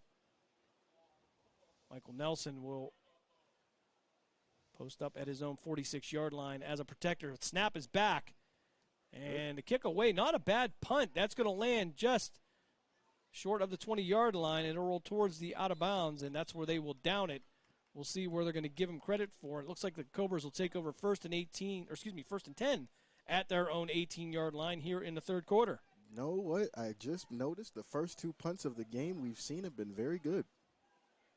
Pushing the territory back, making both teams have a long field to work with. Neither offense really able to put anything together, although the Kings have had some opportunities. Just cannot complete these long passes. And that last pass before on the 3rd down could have been big had he made the bodily adjustment to make the catch. Again, frustration got to be setting in for the coaching staffs. They've pretty much tried everything. A lot of things have worked. They just have not been executed well. But nonetheless, the Cobras now 1st and 18 at their own, 1st and 10. I'm going to get it right here. It's okay, man. We're having fun tonight. Yeah, 1st and 10 at the 18-yard. I think I'm hungry. I don't know. Hangry? Hungry. Well, the Kings doing a good job coming out on the road. Again, they come in at 4 and 3. The Cobras at 3 and 4. As the Cobras now, 2 receivers to the far side. Receiver to the near side with a slot to the left. Thompson waiting for the snap. That doesn't look like Thompson. Oh, you're correct. That's Deron Robertson, that quarterback. He's going to get to the outside in a little wildcat action. He'll get past the 20, out to the 22-yard line. I had to look at the socks. I'm like, man, he's too skinny to be. He's too skinny to be Dave. Well, because Dave has a lot more muscle on him. So muscle. That's a good We word. love you, Slap. Robertson will remain in the game. Thompson on the sideline next to Coach Adam Rogerson. Maybe try to take advantage of some of the speed now, as the Cobras do possess a lot of that if you can get the ball to them. And that's the thing you want to do, is put the ball in the hands of your speedy receivers or speedy players. 2nd and 6 for the Cobras. Trevon Matthews will be to the left of Jerron Robertson here in this Wildcat formation. Robertson back to pass, extending the play, rolling out to his right, and he's going to throw it into the turf. That'll bring up 3rd and 6 Robertson for the Cobras. Not very accurate on the run. I've seen Robertson throw, so if he stands in the pocket, he's got time. He's very good, but not very good on the run, which is most quarterbacks' Achilles heel to be specific. Dave Thompson will come back in. Emma Calhoun, he'll check back in also, as the Cobras will go with the more traditional Cleveland offense. 3rd and 6 for Cleveland as they try to put something together. Again, they've only seen one side, or the other side of the 50, one time today. I honestly believe that they're due for a big play. Tyree Knight will check out for the Cobras. Andre Daniels will be the receiver to the left of Thompson. Daniels has been one-on-one a lot during the course of this game. Calhoun now the slot to the right. He'll be in motion from right to left. He'll take it, trying to find a corner. Evades one tackler, but nothing but yellow jerseys after that. Tries to remain on his feet, but it's going to be a loss. He'll be knocked back down at the 18-yard line. That'll bring up 4th and 10 in a punting situation for the Cobras. Gotta wonder if this has turned into a chess match between Coach Rogerson and the King's head coach. Indeed, I'll tell you, Deontay Clark, he has done a fantastic job for the Kings. And you could be right. This could be just a punch and counter-punch type deal, as the Cobras now will come on for the punt. And the reason I'm saying that is because historically, you see undermanned teams get blown out when they're on the road, but this isn't the case against the Kings. Rocky Moss will get that punt away. He shakes it. It'll land out of bounds right around the 43-yard line. We'll see where the official is going to give the signal. And as the head linesman says, okay, we'll put it at the 40-yard line. So the Steel City Kings will have the ball 1st and 10 at the Cobras' 40-yard line. Not bad field position for Steel City. Rocky Moss, a high punt, just couldn't keep it in bounds, and the Cobras defense back on the field again. Good thing about these punts, they're keeping it out of the dangerous returners' hands. If you're both teams, you don't want either Hill or Tyree Knight or Postway to get this. If you're the Kings and if you're the Cobras, whoever's back there with some speed, you don't want them to touch the ball either. We'll see who the Kings have at quarterback. It looks like that's going to be Neely again for this drive. Him and Raymaro have kind of rotated here through the first half. Into the second half, it's been all Neely as they come out in a 4-wide receiver set, 2-by-2. Tarver will be the running back. Pistol formation is now Neely will change the formation back to the T formation. One receiver to each side. They've had a little bit of success with this. Neely now with the pitch out to the right. Running back will cut back. He'll get out to the 41-yard line. Not much room to run there. And that was going to be Hood again for the Kings. He's going to come off limping just a little bit. And I have just confirmed the Saints-Hawks game is final. So the Hawks lose 12-6 to the Saints. And the Pittsburgh Saints take over first place in the Keystone Division. So a big turnaround for them. And you asked that, how were the Greensburg Golden Hawks going to bounce back after their first loss? Well, not so much. Just got our answer. Not a lot of bouncing. They get shot down again. Numbers do not lie, especially that one. Man. So congratulations to the Pittsburgh Saints. So 2nd and 12 for the Kings. as the capacity crowd here at Medina High School starts to get into this. And the Kingz will take a timeout, so we will step aside for a 30-second break. You are listening to Tri-Point Football League action here on Western Reserve Radio and the 216 Sports Network. Back after this.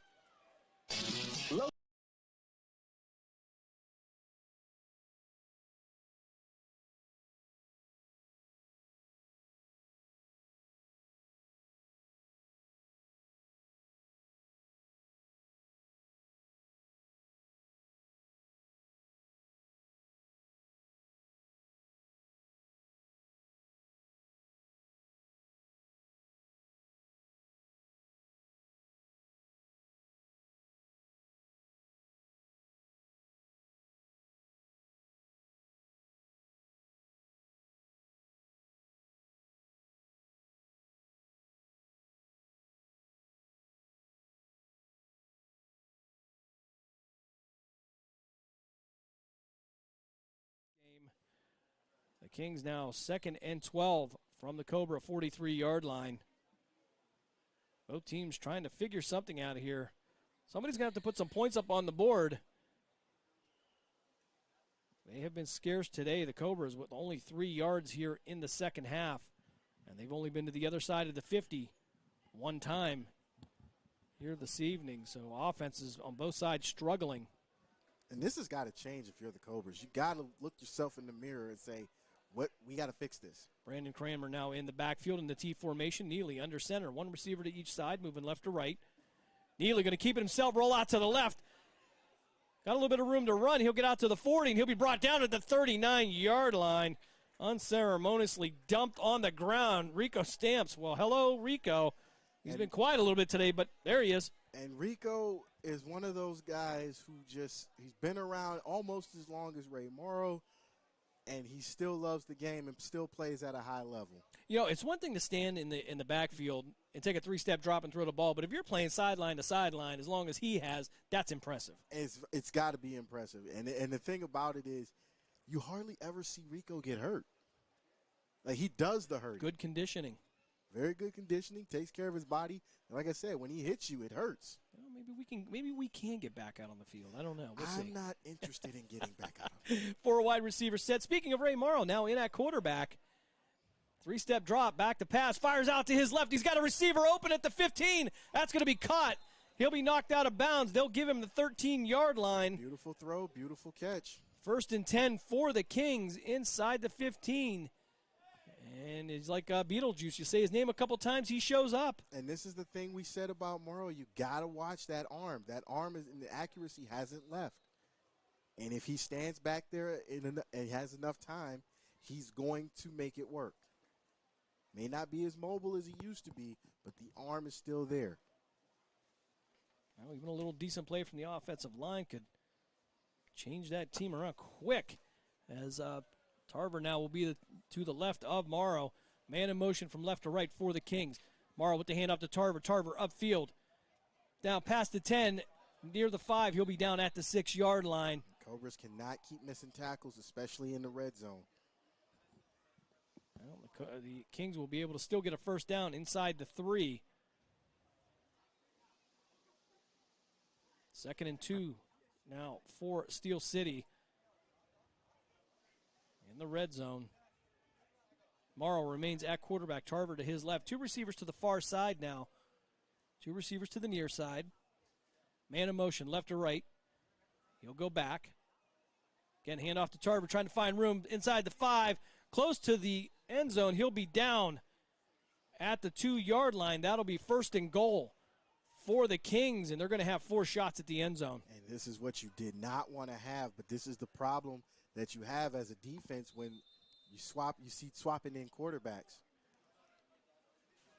Well, could be an issue, too, with the front 4 having been on the field for so long, as we come to the end of the 3rd quarter here in Medina. No score. However, the Kingz are knocking at the door. You're listening to Tri-Point Football League action right here on Western Reserve Radio and the 216 Sports Network. Back in 30 seconds. Whether you are a professional football champion or a fantasy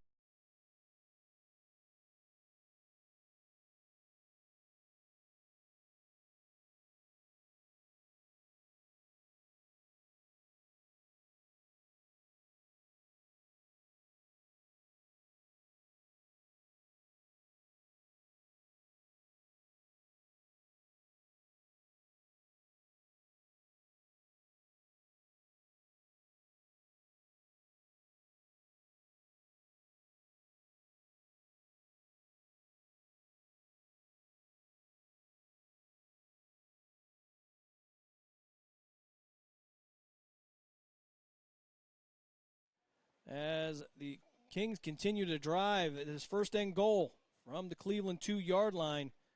Here on a 14-play drive, but only 38 yards. So again, they're just chipping away at this so far. And Kings, for the first time tonight, a real threat to score. And if that happens, you do not want to play from behind. You had to play from behind in Columbus, and it was tough. This time you're playing from behind at home, and you're trying to not go on the road for the first round of the playoffs. Lights coming on here at the stadium as the sun starts to set. Ray Morrow will remain at quarterback. Tarver will remain the running back. And Tarver doing a very good job running the ball today. Michael Nelson will be the receiver to the far side. Man in motion from left to right. Hand off to Tarver. He'll make one cut to the inside, and he'll get into the end zone for the Steel City Kings touchdown. They take a 6-0 lead. The first score of the night doesn't come till the first play of the fourth quarter.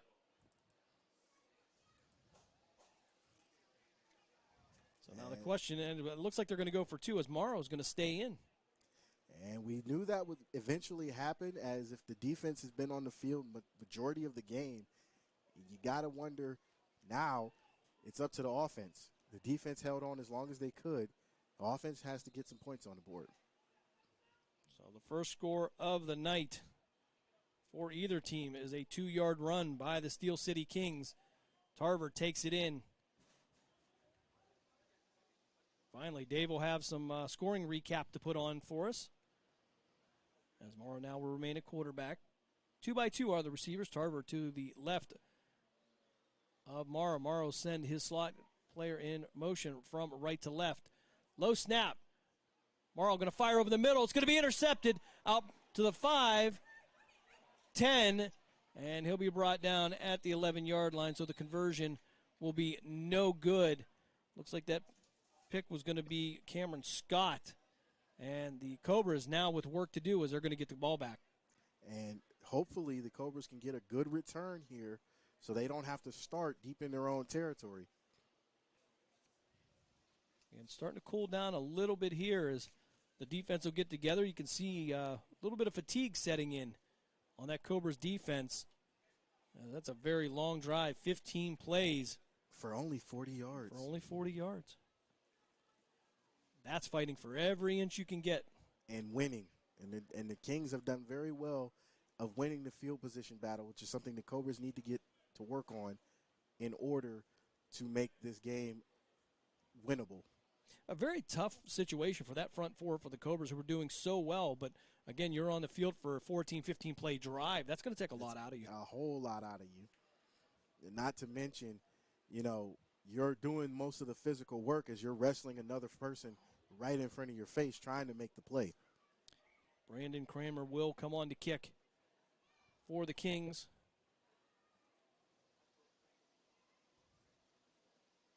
Fourth quarter action here. Again, we apologize, no scoreboard, so we don't know exactly what the time is. It's all been kind of a surprise. But we have our first points of the game, so hopefully, if you're the Cobras offense, you know what you have to do now. And Kramer will send this one down near the 15-yard line. It'll be picked up. And on the reverse for the Cobras, brought out to the 20, 25, 30. Out to the 35 and out to the 36-yard line, and that's where the Cobras will take over 1st and 10. Great return. We were just talking about how they needed to have good field position on a good kickoff return, and there it is. Cobras looking for answers as looks like Coach Clark over there with the Kings is winning the chess match you spoke of earlier as they're making their adjustments. So far, yes, he has. But still a lot of football left in the fourth quarter, so maybe the Cobras can turn it around.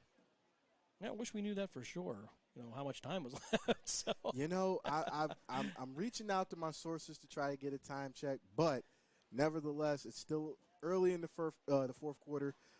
The Cobras still have time to put another set of downs and sustain the drive and get the points that they need to win this game. We may have to mic up that official next week. Who knows? As Thompson Tri-Point Football League mic'd up. I'm with it. In the shotgun, Deron Postway to the right of Thompson.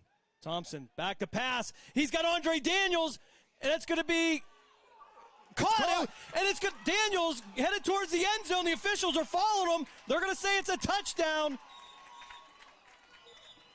That'll be a 65-yard touchdown if it stands. Whistles now. Andre Daniels caught it, took it from the defender, but was he down by contact is going to be the question. Coach Rogerson says, that's a touchdown, and we'll let the officials get together and sort this out. But it looked like he stripped away from the defender, but would that be down by contact? I don't know if it'd be down by contact. If it's college rules, if anything, he'd be down because he was on the ground when he took it from the defensive back. But again, we're in the booth, so we don't know how the referees are going to call this one. But nevertheless, that's a big play for the Cobras that they absolutely needed at the right time. Yeah, Andre Daniels getting involved as now the head referee will call in the head linesman, the back judge, and the line judge, talk it over. And I don't know if there's a bad call either way, whether he's down by contact or if it was a touchdown. I think either one's arguable. It's just which way are they going to go? Again, thanks for tuning in and listening to our game here on Western Reserve Radio, watching it on the 216 Sports Network. Of course, you can catch us on Facebook at Western Reserve Radio and Cleveland Cobras page, as well as Twitter at WR_radio. I want to say Scourge all the time. I can't get that out of my head.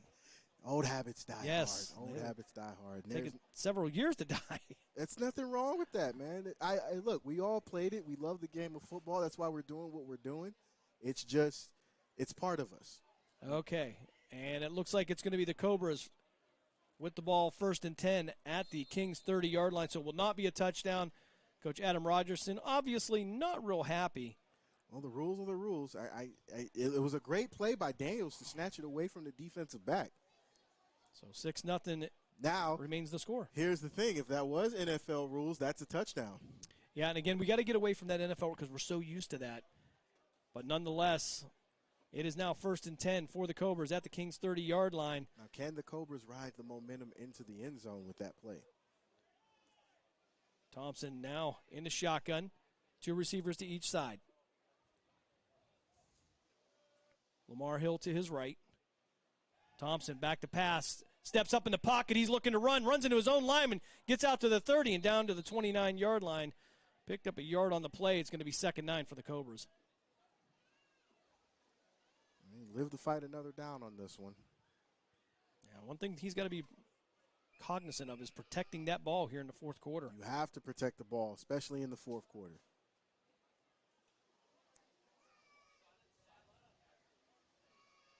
Kingz now making some substitutions as Jeffrey Norris will come off the field. A lot of disappointment by the Cobras. See Craig Williams shaking his head down there. But you still got to play. Even with the bad, what you would think is a bad call, the rules are the rules, and you still have to play the game. Tyree Knight and D'Angelo Thompson will be the receivers to the far side. Robertson and Daniels to the near side. And the Cobras will take a timeout. We'll step aside for a break. The Kings lead 6-0. Cobras driving. You're listening to Western Reserve Radio and the 216 Sports Network. Back in 30 seconds.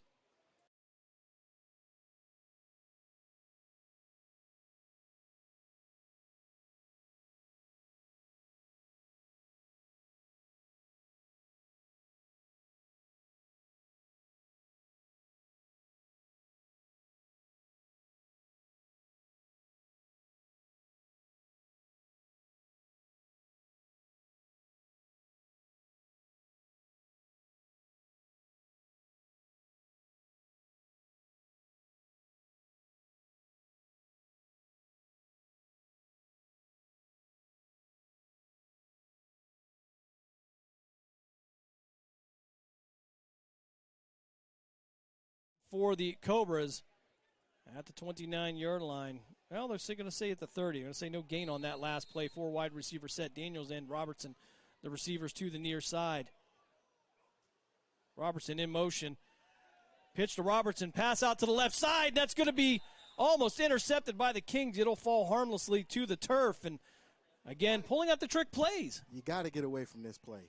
That play has not been working. You have to figure out something else.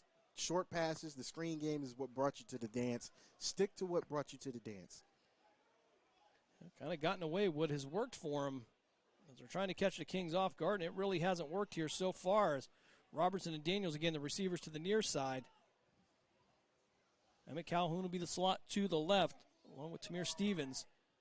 Thompson waiting for the snap. Low snap. Thompson back to pass. Plenty of time. Fires over the middle. That's going to be complete at the 20-yard line, and that should be enough for a Cobras first down. And this is only their second trip into Steel City Kings territory today. And a little sense of urgency from the Cobras, and that's what you want to see. But this one trip could be the biggest trip that they need, so they have to capitalize on it. So 1st and 10 is... As you can feel our screen shaking for those watching. The fans getting into it now. Receivers 2 by 2. Thompson waiting for the snap. Quick pass out to the left. Complete down to the 15-14. And he'll be down at the 13-yard line. I'll try to get a number for you. Emmett Calhoun, Mr. Everything here. Running back, receiver, returner. They try to get him involved in several ways. And when Calhoun has got the ball in his hands, big things have happened over the course of this season. We'll call it 2nd and 3 from the 12 as Thompson waits for the snap. Thompson will keep it himself, take it upfield, and he's going to fight his way down to the 10, inside the 10. They may give him the 9. And that should be a first down. It'll be close. We'll see if the officials give him the signal. If not, they still have a chance to get a first down. Well, the chain crew is marking it as 3rd down. They're going to say he come up about a half a yard short, maybe a yard short. Well, this will be the play to get the first down and start with a fresh set. Again, 4th quarter action here. No clock for us to know how close we are to the end of this game. Andre Daniels and Jerron Robertson, the receivers to the near side. Thompson stepping back, rolling out to his right, stepping up past the 10, 5, and into the end zone for the Cobra touchdown. 10-yard run for Thompson. The Cobras finally get on the board here in the 4th quarter. We have a tie game at 6-all. Thompson finally showed those wheels that he used to have. As Chris Berman would say, rumbling, bumbling, stumbling. It almost looked like he was running in slow motion. But a great stretch at the end to get the ball across the goal line. And I don't believe the Cobras are going to go for the extra point here, which could be huge, but I don't know the kicking situation for them. It's been kind of up and down at times. And, of course, kickers are hard to find at this level. Oh, man, you know that. All the years we've played, you know that. I've played with maybe 3 kickers in my career at this level. And they do kick from the college line, so it's not a 32-yard field goal. As the Cobras now 2 by 2. Thompson now sending one receiver as a wing to the left side. Running back to his right hip for the lead. Thompson fires, and it's going to be complete. Jerron Robertson with the conversion as the Cobras now take an 8-6 lead. And my, how things have changed now. And that is big. Now let's see if the defense can get a stop and get the ball back so the Cobras can take the lead even more, or increase the lead rather, and possibly put this game on ice and secure the home playoff game. So 4th quarter continues here in Medina. The Cobras take an 8-6 lead, their first lead of the day. And it was hard just to get into Steel City Kings territory, but this time they do it, take advantage of it, move the ball, and get into the end zone. And a good thing that they did, riding that momentum off the Andre Daniels pass and just doing what you have to do to get in the end zone. Thompson showing he can still run, get the first down, not only get the first down, but also stretch that arm out to get the ball across the goal line. That's what you need from your quarterback, and that shows great leadership on Thompson's part. Yeah, it might not have been pretty, but they sure have gotten it done here in the 4th quarter. They have found something. And again, that was precipitated by a huge reception by Andre Daniels at the 30-yard line that they thought was going to be a touchdown. And again, we have to adjust to those college rules. by those college rules, he would have been down. So a correct call by the officials, but nonetheless, the Cobras. And that's a good thing because you hardly ever see the conference go the right way. It's usually either good or bad.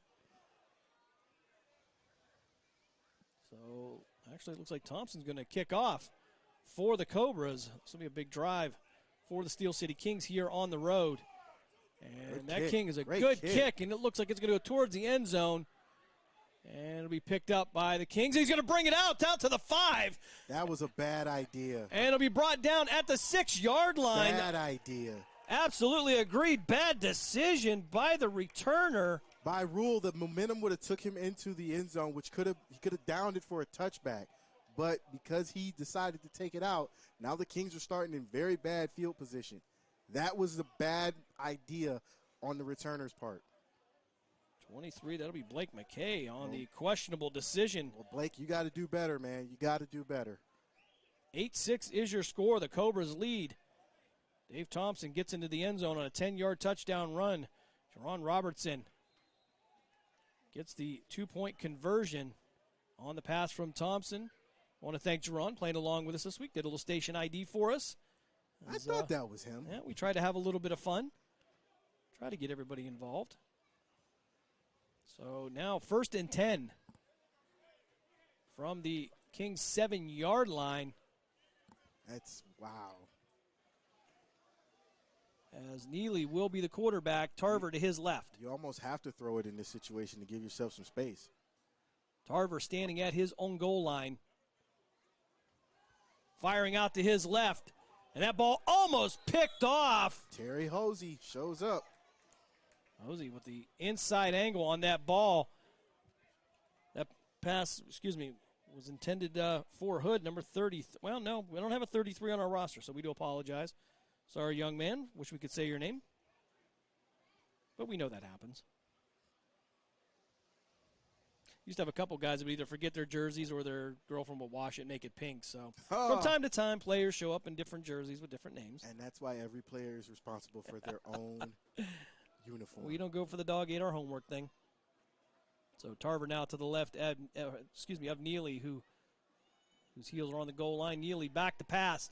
Fires out to his left. Complete.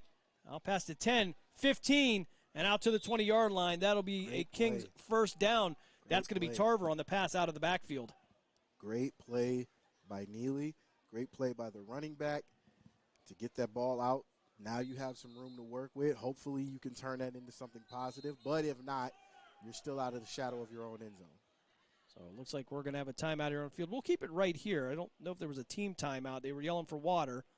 So maybe a hydration timeout. Not sure. But 1st and 10 now for the Kings at their own 20-yard line. And, you watch Neely, and he doesn't look especially smooth back there, but he seems to get the job done. And that's really what you need out of your quarterback. You don't need him to be perfect. He doesn't have to play a perfect game or be Joe Montana or even Tom Brady. You just have to get the job done. Your job as the quarterback is to manage the game.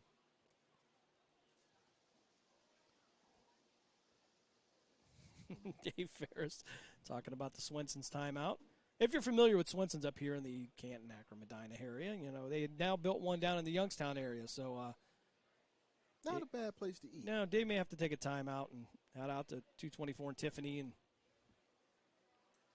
great food. Free plug, not one of our sponsors, so sorry. I mean, we are hungry, as you said earlier. 1st and 10 now from the Kings 20-yard line. Neely in the shotgun. Tarver to his left. Neely, 3-step drop, fires out to his left. That's going to be intercepted at the 29-yard line by the Cobras. Huge play at this juncture in the game. We'll try to get you a number. He's being mugged like he owes him money with the celebration on the sideline. And let's see, hopefully we're going to get a number. I want to give that young man credit. Darian Washington, the defensive back, and he gets a lot of love from his team, and deservedly so. And that was very big. He played that exactly how you would want the DB to play that. He saw where the quarterback was looking. The quarterback released it, even though he knew that defensive back was there. And all of a sudden, boom, Cobras have another turnover. All right, Washington playing to the camera up here. He wanted to make sure we knew he was there. Yeah, I think everybody knows he was there now. We see you. That was a great play. So That's it takes 11 people on defense to make the play work, but in that situation, Washington made the play that just may have opened up the game for the Cobras. Now, that was my next question. With an unknown amount of time left, is that the play of the game? Certainly it could be if the Cobras pull this off. I don't know why, but I just feel like if you're the Cobras right now, you take a shot. Tyree Knight, the far receiver for the Cobras. Emmett Calhoun, Andre Daniels, the twin receivers to the near side, moving left to right. Thompson waiting for the snap. He'll hand that off up the middle, pass to 30, 25, and near the 20-yard line. It'll be brought back by the Kingz. Pickup of nearly 10. We'll see where they spot it, if that's going to be a first down or not. Looked like he was short. Looks like we have an injured player on the field, and that may be Trevon Matthews, number 10, as they call for some assistance. So while they're doing that, we're going to step aside for a 30-second break. You're listening to Tri-Point Football League action here on the 216 Sports Network and Western Reserve Radio. Back after this.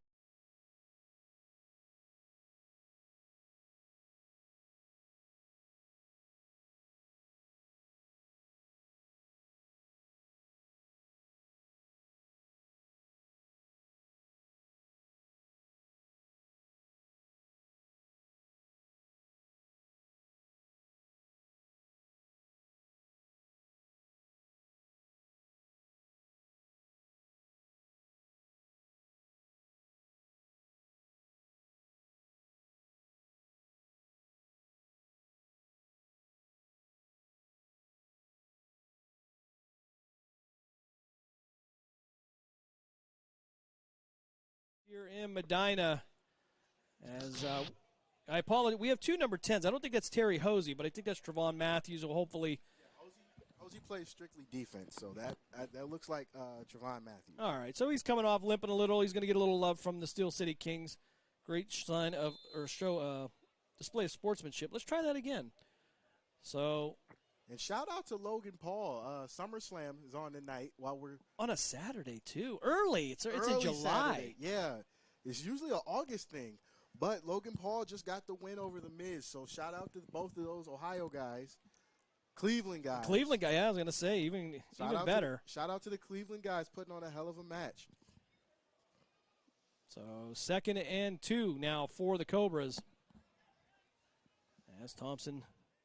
Oh, Jerron Robertson now in at quarterback. Calhoun to his right. Twin receivers to the near side. Hand off to Calhoun. Out past the 20. Now he'll be brought down at the 20. He'll be close to the first down. He should have got it. And they're going to say indeed. So first down, the clock will continue to run. Generally on the first down, they'll stop it, but the officials moving the game right along. And this is what the Cobras need. They got the ball back in King's territory, and they're moving it. And if they keep moving it, it's going to get better. They can open this game up, make the Kings play from behind, put some pressure on them, maybe cause even more another turnover, and then the game is on ice. Now we'll try to send out some feelers and see how much time we have here. As Jerron Robertson will excuse me, I stand corrected again, I'll bet. As Thompson now back in at quarterback, Calhoun to his right. He'll give it to Emmett. Emmett trying to get outside the left side, but he's going to be brought down in the backfield. There's a flag. That ref threw that from all the way on our side. Yeah, I think that's going to be Tez Bailey. They may have gotten him for the horse collar tackle. I'm not sure. I think they're going to have to talk about this one. As much as you would love to see the Cobras get the penalty, I don't know if that's going to be the correct call as they conference right around the 24-yard line. That ref had a nice little arm on him, too. And that came flying into our screen. And they are going to wave that off, and I can't say that I disagree with that. Maybe we're a little biased, but it is the correct call. And that's the beauty of this game. The refs have made the right calls all game. And that's something we see a lot at this level. A lot of complaining sometimes. A lot of from what I heard. A lot of we need to get him fired. You know, just the usual. Yeah, at this level, we would have fired all the officials. Man. But there's a ref shortage, so who you going to hire after that? 2nd and 14 for the Cobras after Calhoun is taken down in the backfield. This would be the time to go take a shot with Daniels. Thompson still a quarterback. Calhoun to his right. Thompson scanning the field, fires across the middle. That's going to be caught. Great at catch. the 10-yard line, and that's going to be enough for a Cobra first down. It's going to be 1st and goal from the 10. Great catch in the traffic. Wow. Put right in the chest. I didn't get a number of the receiver, and I apologize, but I want to say, I'm going to guess that was Tamir Stevens coming off the left side on the drag route. Beautiful route, beautiful throw, beautiful catch in traffic. That's the kind of receiver you want on your team. The guy that goes and gets it, doesn't matter whether it's going to be open, he's going to be draped over. He just makes the catch and keeps it moving. And looking at the spot, I believe the Cobras should still be able to get a first down. Oh, they're going to say 1st and goal from the 10. Nope. So this could be the knockout shot for the Cobras, leading 8-6 here in the 4th quarter. Thompson waiting for the snap now. He's going to hand off. Oh, it looks like he might keep it himself, trying to fight his way forward. He's going to drag, about 6 Kingz downfield. And that's going to continue to run the clock. The official letting the coaching staff know on the Cobra side that indeed the clock will run. Now, here's a question for you. Do you run the clock out or do you go and punch it in? Interesting question because we don't know how much time is left. I would take a knee and take the 8-6 win if it secured it. But, again, we are a little technologically challenged when it comes to this clock. However, in 2 weeks, you could potentially see a playoff game at Lakewood where we will have a clock. And beautiful Lakewood, Ranger Stadium, the original Snake Pit. Some work being done there this year. Heard it's pretty nice. I heard a lot of fields are getting a lot of work, and they're looking very good. Thompson now in the gun. Calhoun to his left. Thompson's going to hand off to Calhoun, trying to find the right side. He's out to the 5, 4, 3, 2, and down at the 1-yard line. That's going to bring up 3rd and 1 for the Cobras. And this could be a great opportunity to secure this game.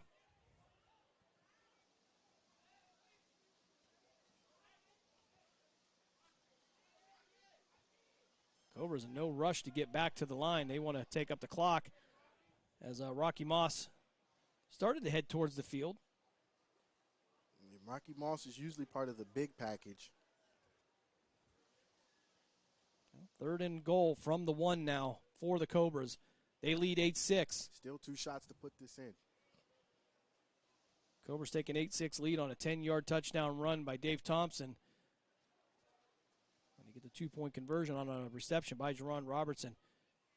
Hand off to Calhoun into the end zone. 1-yard touchdown. Emmett Calhoun, and that may have secured the game for the Cobras, and that may have secured them a first-round home playoff game. As it should. This is what you wanted when you get the turnover. You want to score points off of the turnovers because that means your offense is productive. Well, it took 3 quarters for them to get going, but they're getting it done now. Again, 3-yard run by Emmett Calhoun. Now, this 2-point conversion is super important because if you do not get this, it's still a 1-score game. So you have to make this 2-point conversion and make it a 2-score game. Rocky Moss now into the right of Thompson. He'll be the protector. 2 receivers to the near side, 1 to the far side for Cleveland. And a looping pass by Thompson into the end zone for the 2-point conversion. And that's going to be DeAndre Thompson on the reception. The tight end gets the 2 points. And things have turned around hugely for the Cobras. They're looking at being at Lakewood week 1 in the playoffs. And that's a beautiful thing to be at home in the first round. Win, lose, or draw, you want to be in the playoffs at home. And Lakewood is an intimidating place. It's a small stadium, but very loud and very ruckus. We like to call it cozy. That too.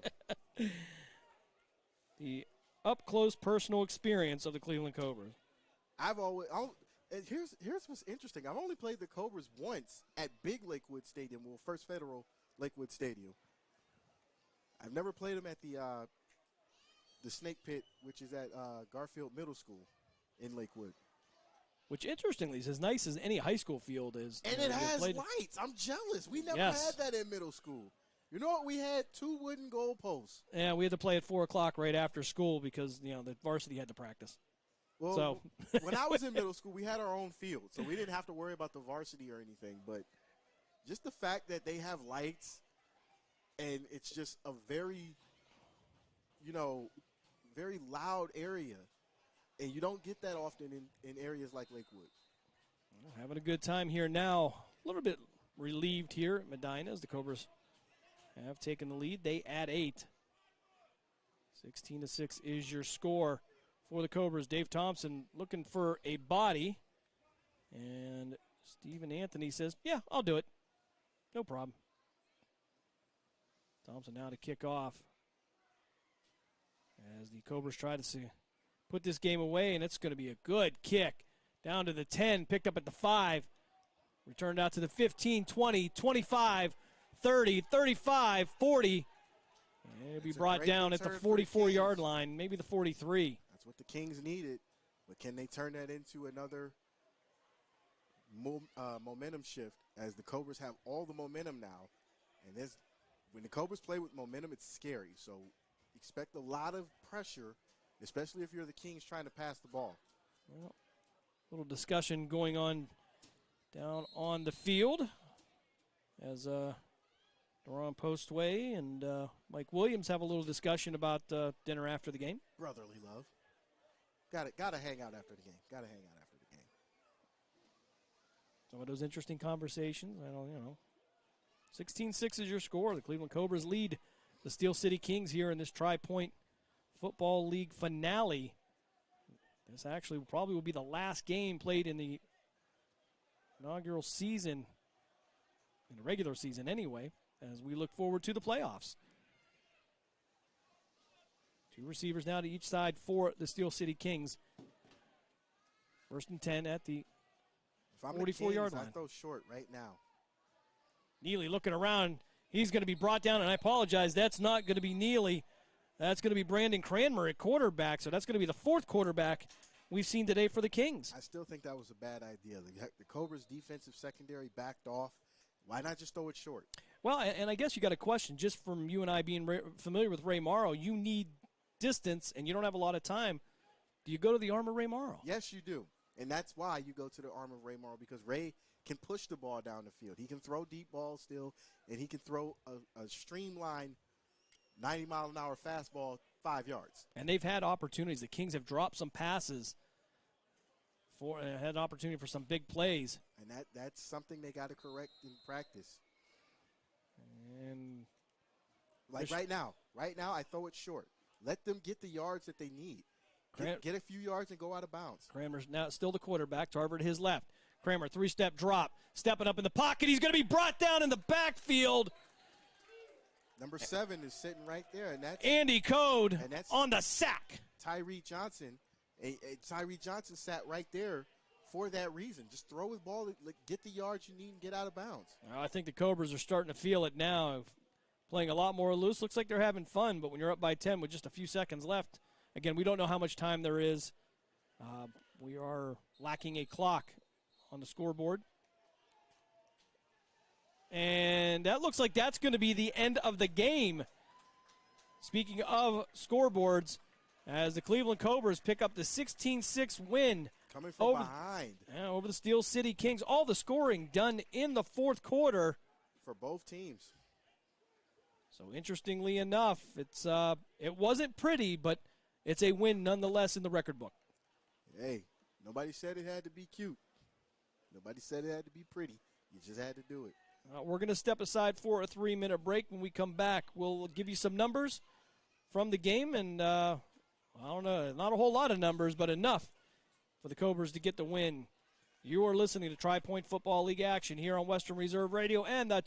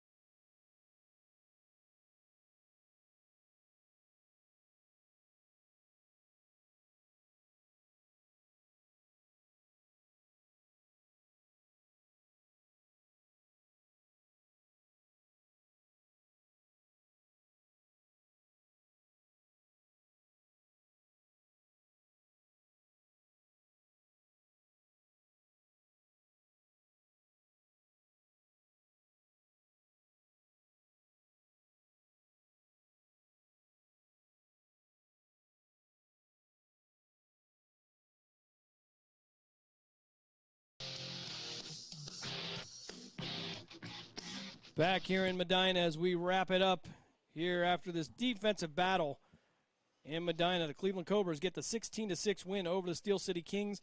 They will, as far as we know, host a playoff game in 2 weeks at Lakewood. And that's a beautiful thing for the Cobras because now you don't have to worry about traveling. You don't have to worry about how many players are going to show up. You can play right here at home in the friendly confines of Lakewood Stadium and be ready to go for your first-round playoff game against whoever it may be. And here's how the scoring went. Tarver for the Steel City Kings. We get a 2-yard run into the end zone in the fourth quarter, followed by Dave Thompson on a 10-yard run for the Cobras. And the conversion would be no good. Emma Calhoun would take the next touchdown in for 2 yards or 1 yard for the Cobras. They would get the conversion. And the 16-6 win, all the points coming in the fourth quarter. Didn't look pretty for 3 quarters. But, again, we talked about composure. You mentioned that in the beginning. They kept it into the fourth quarter. They were patient, and eventually it worked out for them. And that's a lot of difference in maturity from maybe the last couple of years till now. Yeah, and that shows the level of play that they're able to show when they keep their heads level. When they're playing from behind or facing adversity, they have the means and the wherewithal to know they have to get the job done no matter what. And that's a good thing for this team. Coach Rogerson has these guys headed in the right direction going into the playoffs. Well, Jesse Caldwell, owner of the Cleveland Cobras, probably couldn't be more happy than he is right now. They've struggled for the last couple years in time in the GDFL, playing some extraordinary programs from across the country. But right now, playing in a more regional Tri-Point Football League, again, it involves Ohio, Pennsylvania, and West Virginia.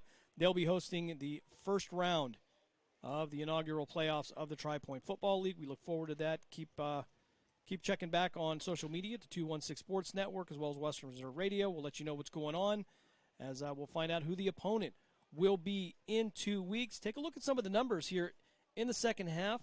Plays, Cleveland cut the gap a little bit. They run 43 plays to the Kings 48.